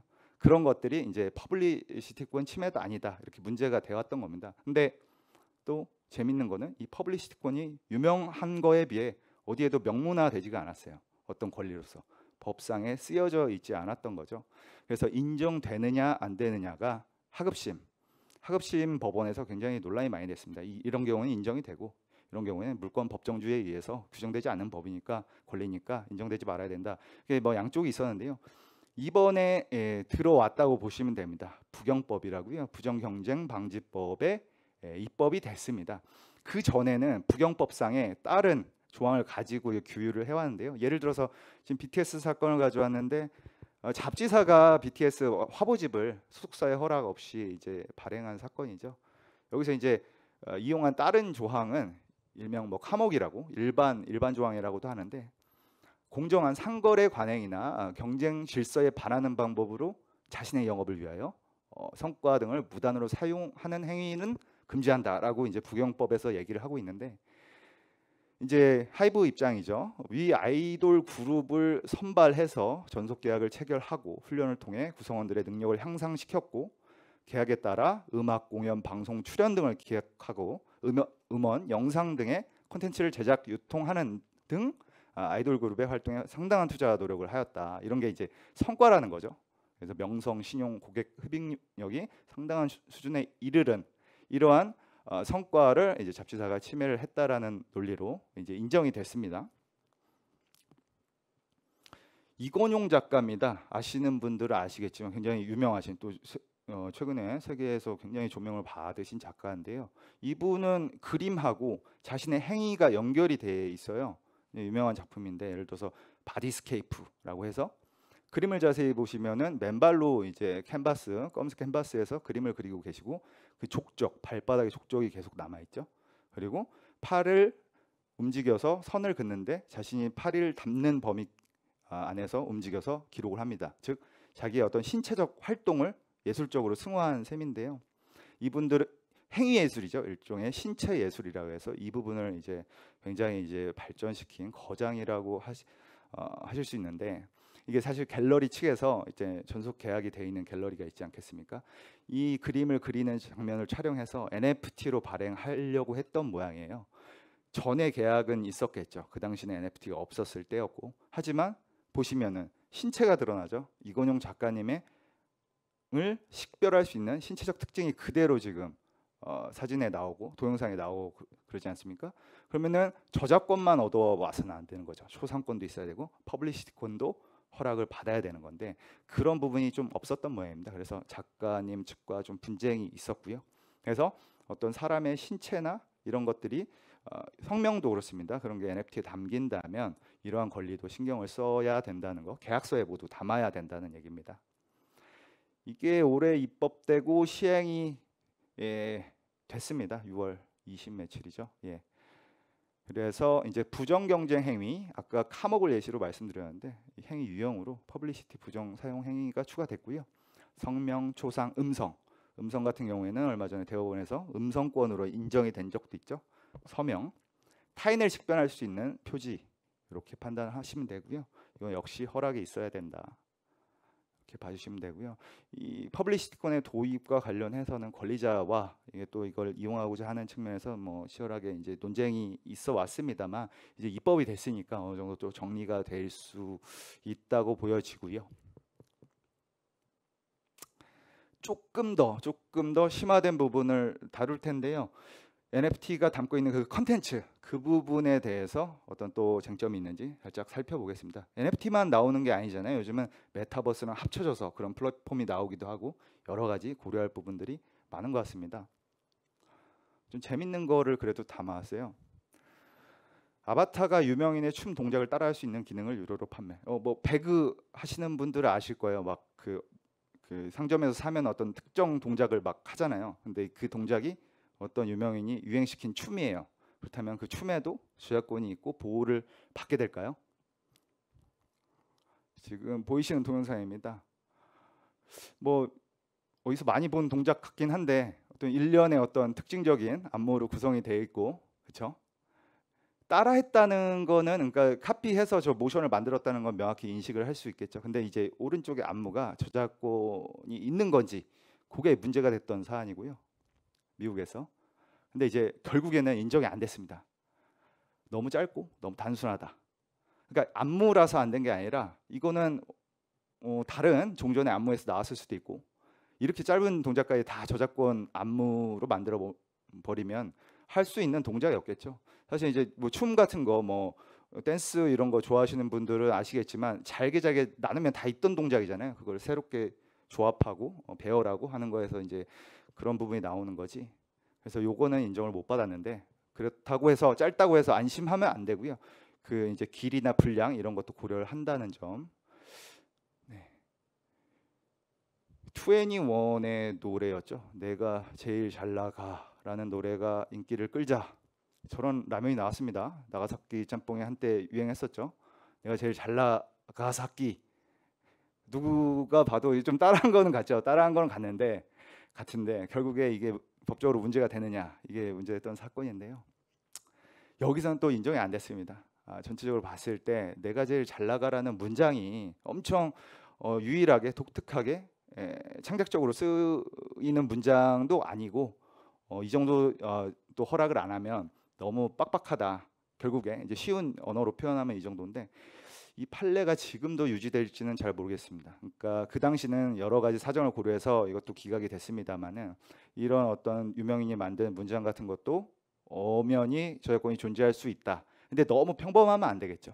근데 이거를 평범하다고 약간 본 것 같습니다. 그리고 수요자층에서 약간 혼동 가능성도 이제 굉장히 많이 보는 요소인데요. 그런 아이돌 연예 산업과 라면 산업, 좀 약간 수요자 사이에 혼동을 일으키기 어렵다고 이제 본 부분도 있습니다. 신청인의 기각 여기서는 모두 기각이 됐고요. 골프 좋아하시는 분들 많잖아요. 스크린 골프 좀 많이 다니시는 분들은 아실 텐데, 얼마 전부터 그죠? 자기가 알고 있는 CC들 많이 없어졌잖아요. 그렇죠? 저작권 이제 다툼이 있었던 건데, 저도 이제 제가 좋아하는 CC들이 있었는데 싹 없어졌습니다. 사실 제가 이제 이 사건에서 골프존 대리를 했거든요. 그래서 몇 년, 2005년 넘게 이제 다투다가 결론이 난 이제 판결을 소개해 드립니다. 결국에 이제 골프장 같이 공중에 개방되어 있는 장소예요. 누가 차 타고 가다가 뭐 그 그린피 안내도 근처 지나가면서 쭉 보면서 다 볼 수 있는 그런, 어떻게 보면 자연 경관인 것 같기도 하고, 인공으로 조성은 됐지만 그거를 스크린으로 이제 구현을 했을 때, 스크린 업체는 그 골프장 또는 골프장 설계자한테 어떤 이익을 제공해야 되는가, 쉐어해야 되는가, 이런 질문입니다. 그래서 골프 코스의 저작권은 골프 코스의 설계자가 가진다. 이게 이제 판결의 취지고요. 그다음에 골프 코스 설계도상에 반영되지 않은 그런 조경이나 나무 심고 이런 경치 같은 거는 골프장에도 어느 정도 권리가 있고, 결국에는 스크린 골프 이제 업자분들께서는 어느 정도 허락을 받거나, 일정 로열티의 허락을 받거나 이제 수익을 쉐어해야 된다는 이제 판결이 나온 겁니다. 그래서 개방된 장소라고 하더라도 특정인의 어떤 노력을 들여서 창작물이 약간 반영된 조경이라면 이거를 메타버스나 또는 NFT 연계된 저작물로서 만들 때 좀 주의를 하셔야 된다, 그런 취지고요. 이것도 좀 궁금해하시는 분들이 많아서 좀 소개를 해봤습니다. 1번 케이스, 전 가방은 잘 모르는데요. 일단 상표적 관점 말고요, 뭐 구찌, 쿠기 이렇게 있지만 상표 말고 이 형태, 가방의 형태도 저작권이 있을까요? 이런 말씀 하더라고요. 이런 공산품도 저작권이 있느냐? 이건 가방 아니냐? 그냥 누구 이런 검은색 들고 다니는 가방은 어디에도 다 있는 건데 구찌가 이렇게 만들었다고 해서 저작권이 있는 거냐, 조심해야 되는 거냐 물어보시는 분들이 많습니다. 예시가 되는 판례를 조금 소개해드리면요. 옛날 얘기가 됐네요. 벌써 2002년 월드컵입니다. 히딩크 감독이죠. 이 넥타이가 우리나라 회사의 그 아래 오른쪽 조그맣게 써 있는 그 회사에서 히딩크 감독에게 선물을 했다고 합니다. 그래서 뭐 8강 갔을 때 이런 넥타이를 매시고 결승, 4강, 우승 갔을 때는 이런 넥타이를 매시라 선물을 드렸는데, 이제 히딩크 감독이 마음에 들어해서 이거를 이제 토너먼트 올라가면서 하고 나오신 거죠. 이게 태극 마크를 이제 형상화한 겁니다. 근데 이게 이거를 한국관광공사가 이 회사의 허락 없이 좀 대량으로 만들어서 선물로 이렇게 내놨어요. 그러니까 회사 측에서는 저작권의 침해다 이렇게 얘기를 했고요. 여러 가지 이제 쟁점이 있었지만 아주 간략하게 소개드리면, 이 넥타이의 모양 자체는 이건 옛날부터 있었잖아요. 이건 당연히 이 회사의 것이 아닌데, 저 안에 있는 패턴 있죠. 태극 무늬를 이제 바꾼 거긴 한데 어쨌든 고유의 창작물이다라는 게 인정이 돼서 요거는 저작권으로 보호를 받는 대상이다. 다만 분리 가능성, 당해 물품의 실용적, 기능적 요소로부터의 분리 가능성이라는 요건이 충족되어야 한다. 그러니까 넥타이의 일반적인 모양에서 패턴은 분리해낼 수 있죠. 그 패턴만 따라할 수 있는 거니까. 그렇게 분리가 될 수 있으면 이제 그것만 이제 저작권으로 인정이 된다는 거죠. 일반 TV는 네모나게 생겼다. 이건 보호받지 못하겠는데요. 이 네모 안에 뭐 뒤에 그림으로 디자인상으로 패턴이 있거나 아니면 또 요철이 있거나 뿔이 달리거나 막 이러면 보호받을 수 있겠죠. 분리가 되니까요. 답은 이렇습니다. 이것도 사실 이제 명확히 이제 정해진 답은 아닌데 일단은 이제 검은색 원통형 가방으로 봤을 때 위에는 독특한 부분이 없다. 그래서 저작권 침해가 아니다라고 이제 설명을 드리고요. 아래 거는 분명히 독특한 패턴이 있죠. 저작권 침해가 가능하다 이렇게 이분법적으로 설명은 드리는데 저런 뭐 주름의 굵기 예를 들어서 아니면 뭐 빛 반사의 정도 이게 특이성이 있다면 그것도 저작권의 대상은 될 수 있습니다. 사례를 몇 가지 들면요. 우리가 나이키 신발 좋아하죠. 나이키 신발을 사면 신발은 제 겁니다. 근데 또 이 신발 무늬를 갖다가 재밌게 만들어서 그걸 또 팔아요. 그러면 또 안 되겠죠. 아까 법리랑 비슷하게. 그런 것처럼 나이키를 내가 이거 갖고 있더라도 이거를 NFT화해서 막 사람들한테 팔고 이거는 저작권을 건드린 거거든요. 소유권 신발은 가져왔지만 저작권 그 신발의 저작권은 디자이너라든가 그 다음에 나이키 회사 업무상 저작물이라는 제도가 있어가지고요. 회사 소속 디자이너의 저작물은 뭐 이 나이키 회사의 저작물이 되기도 합니다. 어쨌든 따로 있는 거죠. 저작권까지 산 건 아니니까 이런 것들은 문제가 되고요. 최근에 오픈시에 올라온 것들입니다. 혹시 버킨백이라고 뭐 비싼 가방으로 다들 잘 알고 계시죠? 모양을 보면 버킨백이라는 걸 분명히 알 수 있고요. 뭐 이렇게 사각형이고 밑이 뭐 이렇게 평평하고 옆으로 보면 삼각형 끈이 그 가방 끈이 이렇게 달려 있고 중간에 뭐 금장 장식이 있고 명백한 버킨백이죠. 그래서 아까 말씀드린 것처럼 분리 가능성이 있는 부분은 응용 미술 저작물로서 저작권 보호를 받고요. 그 다음에 이 가방의 형태 자체가 상표권일 수 있어요. 그리고 메타 버킨스라고 해서 이제 팔았거든요. 그럼 버킨스라는 그게 이제 또 상표권으로 등록이 돼 있을 수 있어서 저작권이나 상표권이 문제가 될 수 있습니다. 그렇고요. 그렇다면 이번 사건에서 조금 이제 법적으로는 문제가 됐던 부분이 오픈시는 아무 책임이 없느냐. 약관에는 우리는 이제 불법 복제물에 대한 책임은 없다라고 쓰여져 있었는데 사실 이거는 따져봐야 됩니다.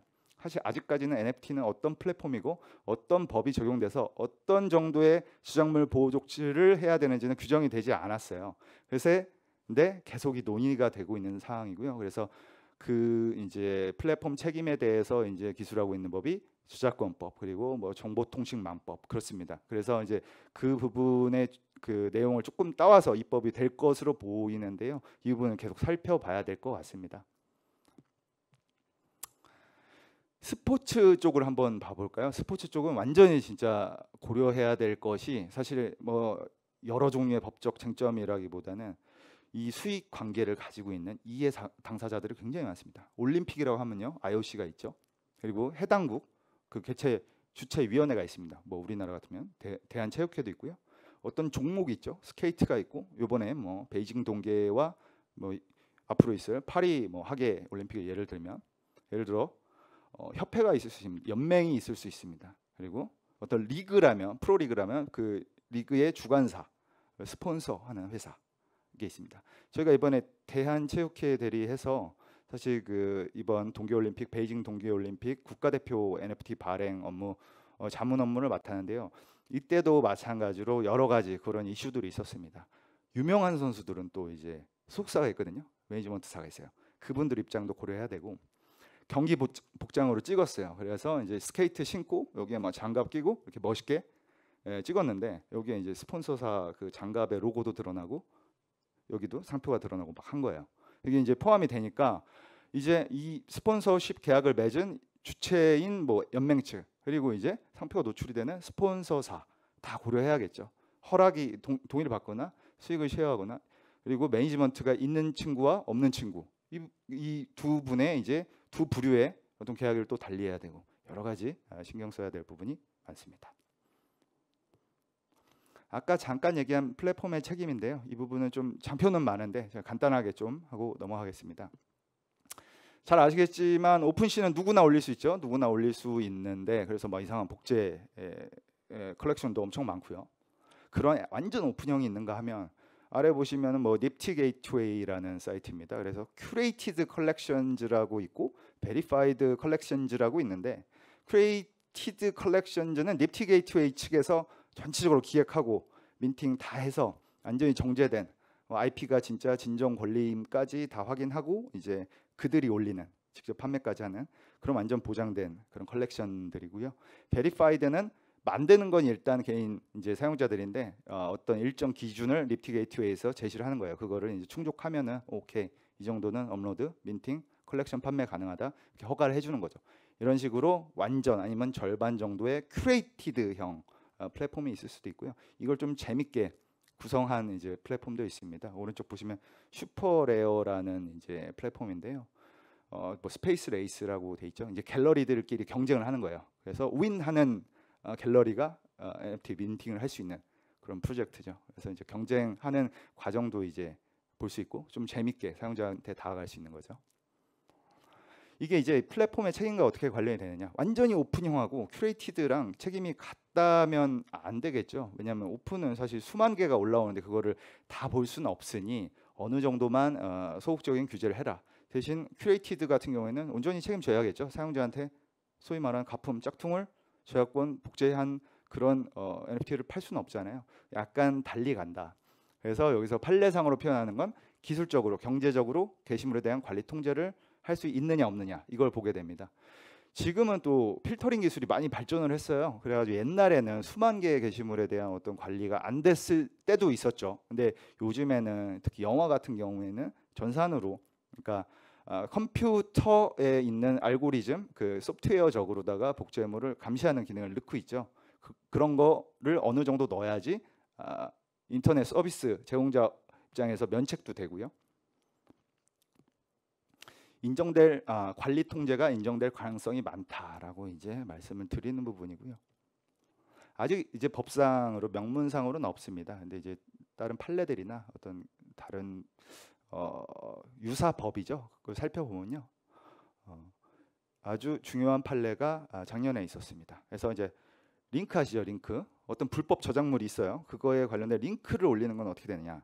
보면은 사실 링크를 클릭하면 그게 이제 내 모니터에 표시될 때 내 컴퓨터에 뭔가 사진이 복사돼서 가져와서 보여지는 게 아니라 그 불법 저작물이 있는 곳으로 점프를 해서 내가 거기로 가서 보게 되는 거죠. 사실 그래서 전송이나 복제가 없는 거잖아요. 저작권의 침해가 있으려면 전송이나 복제가 있어야 되는데 링크상으로 기술적으로 테크니컬리 복제 전송이 없었기 때문에 저작권 침해 아니지 않느냐 이런 논리가 있었는데요. 보시다시피 영리적으로 계속적으로 알면서 링크를 게시한 행위는 공중송신권, 전송권이 이 안에 들어가 있습니다. 침해, 방조다. 범죄의 성립을 용이하게 한다. 이게 방조거든요. 방조범이 성립한다는 판례가 있습니다. 그래서 복제 전송이 아닌 링크에 대해서도 방조가 인정될 리스크가 증가했고, 사실 NFT가 담고 있는 건 링크잖아요. 어떤 저장소에 대한 링크. 그래서 이 판례도 주의 깊게 보셔야 되고요. 새로운 유형의 저작권 침해 그리고 방조, 뭐 해킹에 의해서 불법 저작물이 유통이 또 될 수 있고, 그러면 플랫폼은 이거에 대한 방조 책임을 질 수 있는가, 이런 문제입니다. 그리고 처음 말씀드렸듯이 무조건 OSP, 온라인 서비스 제공자라고 모든 거 일일이 필터링 할 수 없으니까 어떤 유형의 서비스 제공자는 요러한 점만 갖추면 면책시켜주겠다, 그런 법이 규정이 저작권법 상에 있습니다. 예를 들어서 신고 받았을 때는 삭제 조치하고 알면서 그걸 방치하지 말고 모르는 척은 하지 말라, 뭐 이런 내용인데요. 뭐 ISP라고 이제 하는 유형, 그리고 웹하드, 검색 엔진 이런 정도로 령으로 이제 시행 규칙 이런 걸로 규정이 돼 있었는데, 사실 NFT 플랫폼이라는 건 새로운 유형이고 여기에 이제 입법적으로 추가가 될 수도 있고요. 이걸 유추해서 적용될 수도 있겠다라는 이제 리스크를 설명드립니다. 최근에 중국에 판결이 있었습니다. 이제 사실 외국 판결 자체는 우리나라에서 이제 사실 법적으로 엄밀하게는 뭐 참고 대상은 아니지만 그래도 세계적으로 공통적으로 문제되고 있는 쟁점이고, 재판부에서도 이제 해외의 사례, 입법 사례나 판결례들은 주시를 하고 있기 때문에 한번 보시는 것도 좋을 것 같습니다. 보시면은 아까 처음에 얘기한 우리나라 판례상 논리랑 비슷합니다. 저작물 특수성 보고요, 거래 패턴, 기술적 특성 해서 책임 경계를 평가한다. 그리고 어떤 플랫폼에서 거래되는 NFT에 대한 통제력이 강하고 이에 대한 심사할 능력과 조건을 갖추고 있는지 이 여부도 보고요. 그래서 살펴보시면은 좀 도움이 될 것 같습니다. 결국에 입법이 되든 판례로 나오든 이러한 논리들을 따를 것 같고요. 지적 재산권, 저작권에 대해서 지금까지 설명을 드렸는데 이제는 나머지 뭐 많이 남지 않았는데요. 10분 정도 남았는데 나머지 이제 다른 산업과 관련된 다른 중요한 법들 조금 설명을 드리겠습니다. 잘 아시겠지만 P2E, 그죠? 게임의 NFT 또는 이제 뭐 펀저블 토큰 그냥 FT가 도입된 것도 있고요. 그래서 지난해 한참 이제 핫했었죠. P2E 게임에서 NFT 아이템이 드랍이 돼요. 근데 이게 현재 지금 시행되고 있는 게임 산업법에 위배가 된다 이런 해석이 있었죠. 그래가지고 이제 등급 분류가 취소가 됐는데 이 등급 분류라는 것은 이제 뭐냐 하면요, 이제 문화체육부 장관으로부터 지정을 받아요. 사업자가 이게 게임위에서 다 일일이 심사를 할 수가 없거든요. 이게 뭐 수천 개가 뭐 앱스토어 이런 데 올라오는데 그래서 구글 뭐 플레이스토어나 뭐 애플 앱스토어에 그런 권한을 줘서 니네들이 자체적으로 이제 가이드라인을 만들어서 규제를 해라. 성인용인지 아니면 몇 살 이하인지 몇 살 이상인지 뭐 사행성과 선정성, 폭력성 이런 걸 보고 이제 등급 분류를 하라 그러고 만약에 게임 산업법이 허용하지 않는 그런 요소들을 지녔다면 등급 분류를 안 해야 되거든요. 그러면은 못 받으면 유통을 못 시킵니다.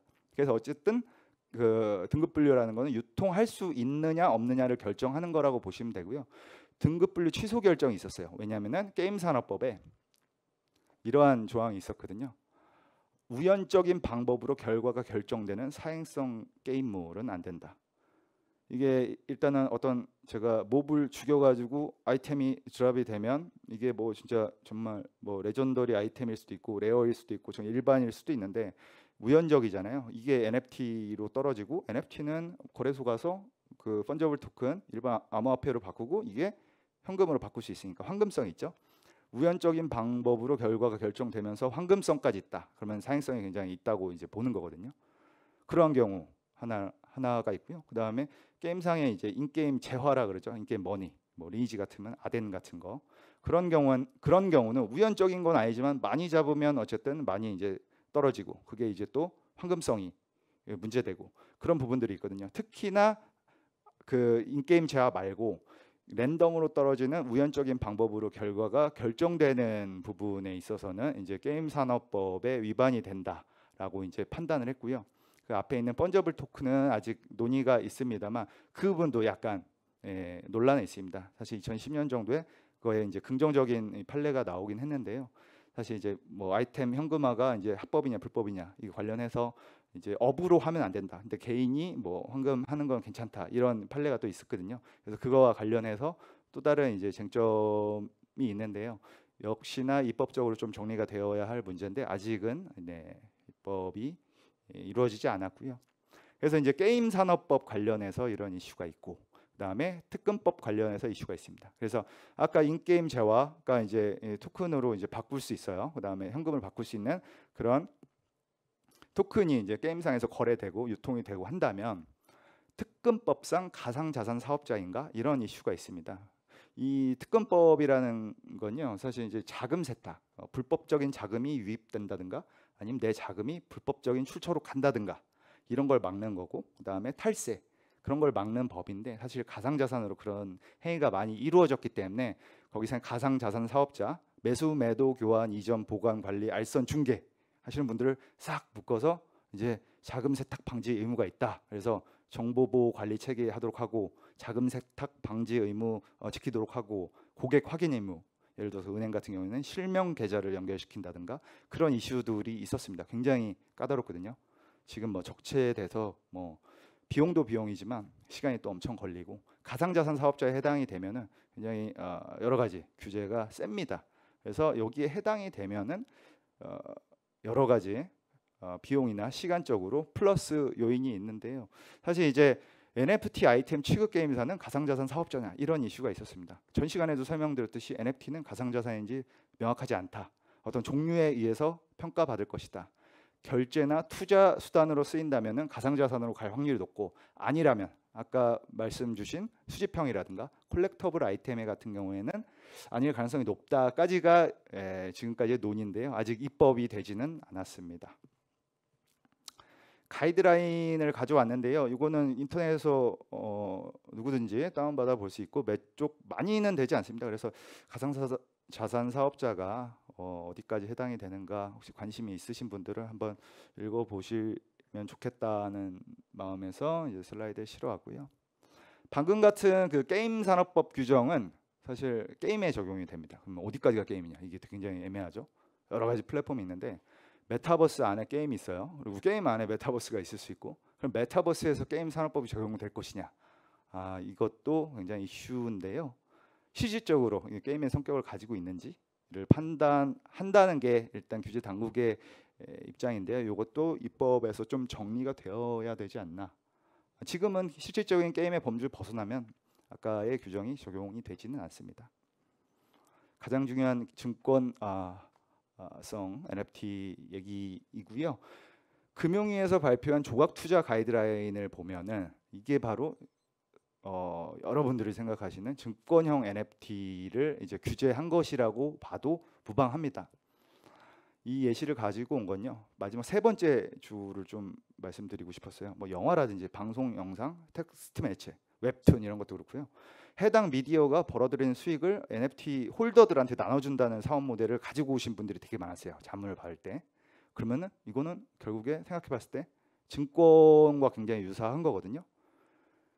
가상 부동산을 보겠습니다. 이건 디센트럴랜드인데 샌드박스도 뭐 잘 알고 계시고 어떤 기능적으로 블록체인이 쓰이면 상관이 없어요. 윗부분처럼 뭐 플랫폼에서의 거래 계약서의 역할 이런 식으로 기능적으로 쓰이면 상관이 없는데 방금 말씀드린 조각 투자의 개념으로 쓰이게 되면은 이게 까다로워집니다. 예를 들어서 부동산을 사가지고 그 부동산을 조각 투자 NFT를 한 10,000개 발행해요. 그래서 이제 빌딩이 가격이 2배가 오르면 NFT 홀더들은 2배의 수익을 갖는다. 이거 굉장히 좀 신박한 사업 모델이라고 그때는 이제 처음에 이제 많은 분들이 시도를 하려고 하셨는데요. 사실 결과적으로 봤을 때 이거는 그냥 증권이다. 이런 논의가 굉장히 많았습니다. 증권의 정의를 간단히 살펴보면 증권의 대표적인 투자계약 증권은 내가 이익을 기대하고 어떤 타인의 공동 사업에 투자를 해요.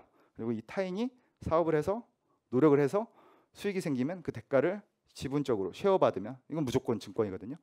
NFT가 지금 NFT의 사업 모델이 방금 말씀드린 형태를 띄었을 때는 무조건 증권으로 간다는 거죠.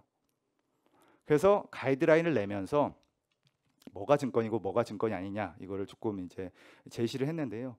아까 말씀드린 자산에서 발생하는 수익에 대한 지분권을 이제 나눈다, NFT를 쪼갠다 이러면은 무조건 이건 증권이다. 증권이라 하면 안 된다 이게 아니라 자본시장법에 증권상 적용되는 투자자 보호 장치를 갖추어라.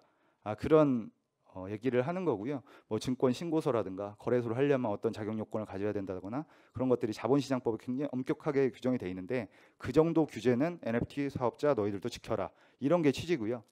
단순 소유권을 나눈다. 소유권을 지분대로 분할해서 가지고 그 소유하고 있는 그 대상 물건의 가치가 올라서 내가 이 소유권 지분의 가치가 상승돼서 더 이제 올라간다. 이거를 내가 수익을 가진다. 이거는 괜찮다. 기존의 민법이나 상법으로 규율을 하겠다. 예를 들어 뭐 미술품 같은 게 그런 모델이 지금 있죠. 비싼 미술품을 한 뭐 1,000개의 지분을 쪼개가지고 실제로 소유를 하고, 그래서 이제 그거가 굉장히 높은 가격에 경매에 팔리면 그 이제 황금을 받겠죠. 그건 괜찮다. 그렇게 됩니다. 지금 증권의 종류를 좀 나열해 봤고요. 좀 애매한 부분들이 있을 수 있을 것 같아서 아까 추상적으로만 표현을 하면요. 그래서 여러 가지 예시를 가져왔습니다. 이게 금융위에서 실제로 이제 예시한 그런 것들이고요. 뭐 기초 자산의 가격 변동에 따라 달라지는 회수 금액, 파생이죠. 사실 개념상으로는 다 일치를 합니다. 여기 조금 가이드라인 원문인데요. 조금 더 이제 자세한 걸 원하시는 분들을 위해서 가져왔고요. 뭐 소유권이나 물권, 준물권들을 나눠도 괜찮다. 그런 내용이 있습니다. 그래서 이제 예시가 있습니다. 농장주가 커피 농장의 수익을 투자자에게 배분하는 증권을 발행하고 사업자가 농장주 대신 투자자에게 해당 증권에 대한 투자를 권유한다.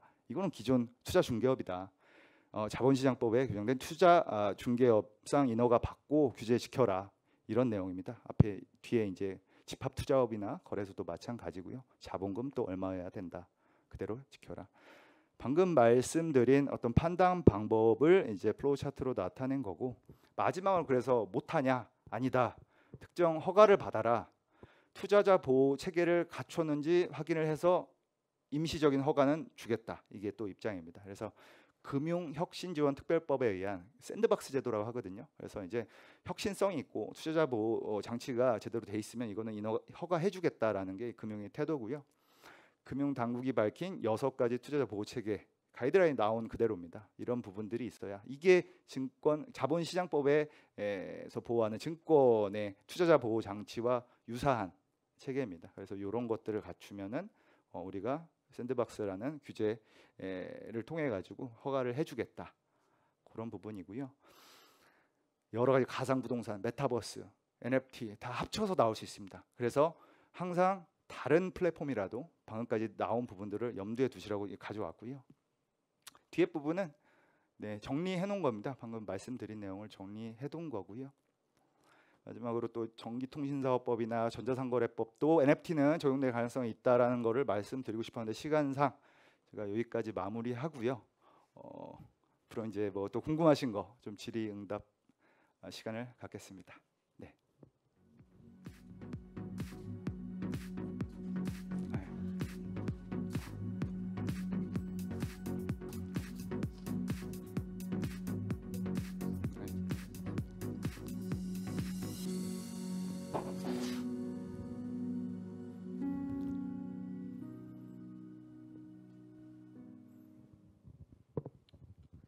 네, 좋은 강연 해주신 선생님 감사드립니다. 이제 질의응답 시간을 가지도록 하겠습니다. 0922번님께서 질문해 주셨는데요. NFT의 핵심 가치는 웹3인 것으로 알고 있습니다. 해당 산업의 규제 혹은 보호가 적용된다면 웹3의 장점이 상쇄될 것으로 우려됩니다. 웹3의 가치를 보존하면서 규제나 보호가 적용될 수 있을까요? 이게 양날의 검인 것 같아요. 웹3를 하면은 아주 쉽게 쉬운 언어로 표현하면은 탈중앙화, 주인이 없다는 건데 이제 통제할 수 있는 어떤 그 중앙 집권 체제가 아니다, 이렇게 설명을 드릴 수 있는데요. 항상 이게 맞물려 있는 게 그렇다면 책임은 누가 질 것이냐입니다. 그래서 사실 그런 대표가 없으면 누가 책임을 져, 이런 의문점을 가질 수 있고, 대척점에는 사실 피해자들, 선량한 예를 들어 투자자 이런 분들이 있어요. 그러면 뭔가 피해를 받았을 때 이 시스템을 설계하고 아니면은 이 웹3에서 벌어진 불법 행위에 의해서 어떤 선의의 피해자가 생기면 이 피해자가 어떤 책임 소재를 물을 사람을 찾게 되는데, DAO도 그렇죠. 탈중앙화라는 이름으로 책임을 회피하려는 문제가 생긴다는 거죠. 그래서 사실 그런 웹3나 그런 주인이 없는 DAO도 그렇고 탈중앙화와 그 책임 소재, 법적인 책임 사이는 항상 양날의 검이다, 그렇게 말씀드릴 수 있을 것 같습니다. 네, 알겠습니다. 다음 질문은 4756번님이 해주셨는데요. NFT의 법적 지위가 궁금합니다. 유가증권으로 해석되는 경우가 많은 것 같은데 NFT 사업 시 유의할 점은 무엇일까요? 네, 이게 오늘 바로 강의 내용이었던 것 같은데요. 뒷부분에 다 설명드린 것 같고, 결국에 사업을 하시고자 하는 분들께서는 현재로서는 그 규제 샌드박스를 통해 가지고 인허가를 받고 진행을 하시는 게 좋을 것 같습니다. 네. 그리고 마지막 질문인 것 같은데요. 0922번님이 질문해 주셨습니다. 최근 베이 씨를 풍자한 RR 베이 씨가 크립토 시장에서 많은 지지를 받으면서 오픈시 거래량의 1위를 차지했습니다. 이러한 크립토 시장에 규제가 적용이 된다면 RR 베이 씨와 같은 자신 있게 목소리를 낼 수 있는 프로젝트들이 사라질 것으로 우려가 됩니다. 규제가 적용이 된다면 이러한 일들이 발생하지 않는 그런 방지하는 쪽으로 진행이 될까요? 이게 풍자의 지금 NFT를 예를 들어서 NFT를 우리가 생각하지 않더라도 풍자 자체가 어떤 저작권 침해이냐, 이런 이슈들이 있거든요. 사실 예를 들어서 유튜브에서 그 손담비의 미쳤어를 그 안무를 따라 부르는 아이의 동영상이 업로드됐을 때 이거 저작권 침해냐, 이런 얘기가 있거든요. 근데 사실 뭐 그걸로 그 아이가 뭐 손담비의 안무를 따라해서 내가 이게 수익을 내려고 했던 것도 아니고, 이거를 카피해서 어떤 아티스트의 창작성을 강조한 게 아니라 그냥 이거는 재밌게 사람들이 웃고 즐기고자 한 건데 이게 어떻게 문제가 되느냐, 그런 양쪽 진영에서 문제가 많았거든요. 사실 그래서 이거는 사실 계속 문제는 될 거예요. 왜냐하면은 이 패러디를 좋아하시는 분이 있고 원 제작자로서 이게 화제가 되니까. 근데 패러디를 좋아하지 않는 분들은 이 저작권을 통해서 이 패러디를 규제하려고 하거든요. 부정 경쟁 행위라든가.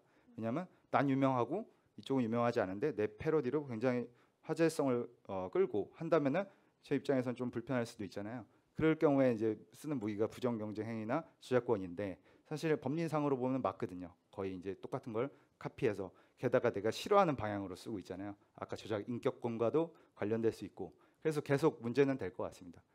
네, 알겠습니다. 다음 질문입니다. 4756번님이 질문해 주셨는데요. 게임 분야 질문입니다. 어느 게임사가 유니티 에셋 스토어에 등록된 리소스를 구매하여 블록체인 게임을 개발한 후 구매한 리소스와 동일한 그래픽을 민팅하였답니다. 이 경우에 저작권을 어떻게 해석할 수 있을까요? 요거는 유니티 에셋 스토어의 계약 약관과 관련이 있는데요. 리소스 구매할 때 저작권 그걸 프리하게 뭐 개변해서 아니면 그대로 쓸 어느 용도로 쓸지 사실 계약상으로 이제 정하게 돼요. 사실 다운받을 때 아마 이제 동의한 항목 중에 있을 텐데 그걸 보셔야 됩니다. 그래서 이걸 자유롭게 진짜 오픈 소스 정도로 쓸 수 있는 걸로 이제 규정해 놓은 것도 있고 이거를 그대로 안 바꾸고 쓰기만 해라. 대신 어디까지만 써라. 이렇게 좀 빡빡하게 규정해 놓은 것도 있는데요. 그게 경우마다 달라서 보셔야 될 겁니다. 네, 알겠습니다.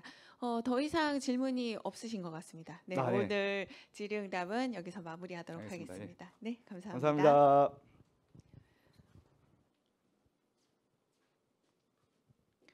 네, 그럼 이상으로 이번 2022 제2회 HCI 융복합 기술 트렌드 세미나를 모두 마치도록 하겠습니다. 다음 3회 세미나는 디지털 전환 시대 고객 경험의 진화와 혁신이라는 주제로 8월 24일 수요일로 예정되어 있습니다. 제3회 HCI 융복합 기술 세미나에도 많은 관심 부탁드립니다. 온라인으로 참석해 주신 모든 분들께 다시 한번 감사 인사드리며 이상으로 행사를 모두 마치도록 하겠습니다. 감사합니다.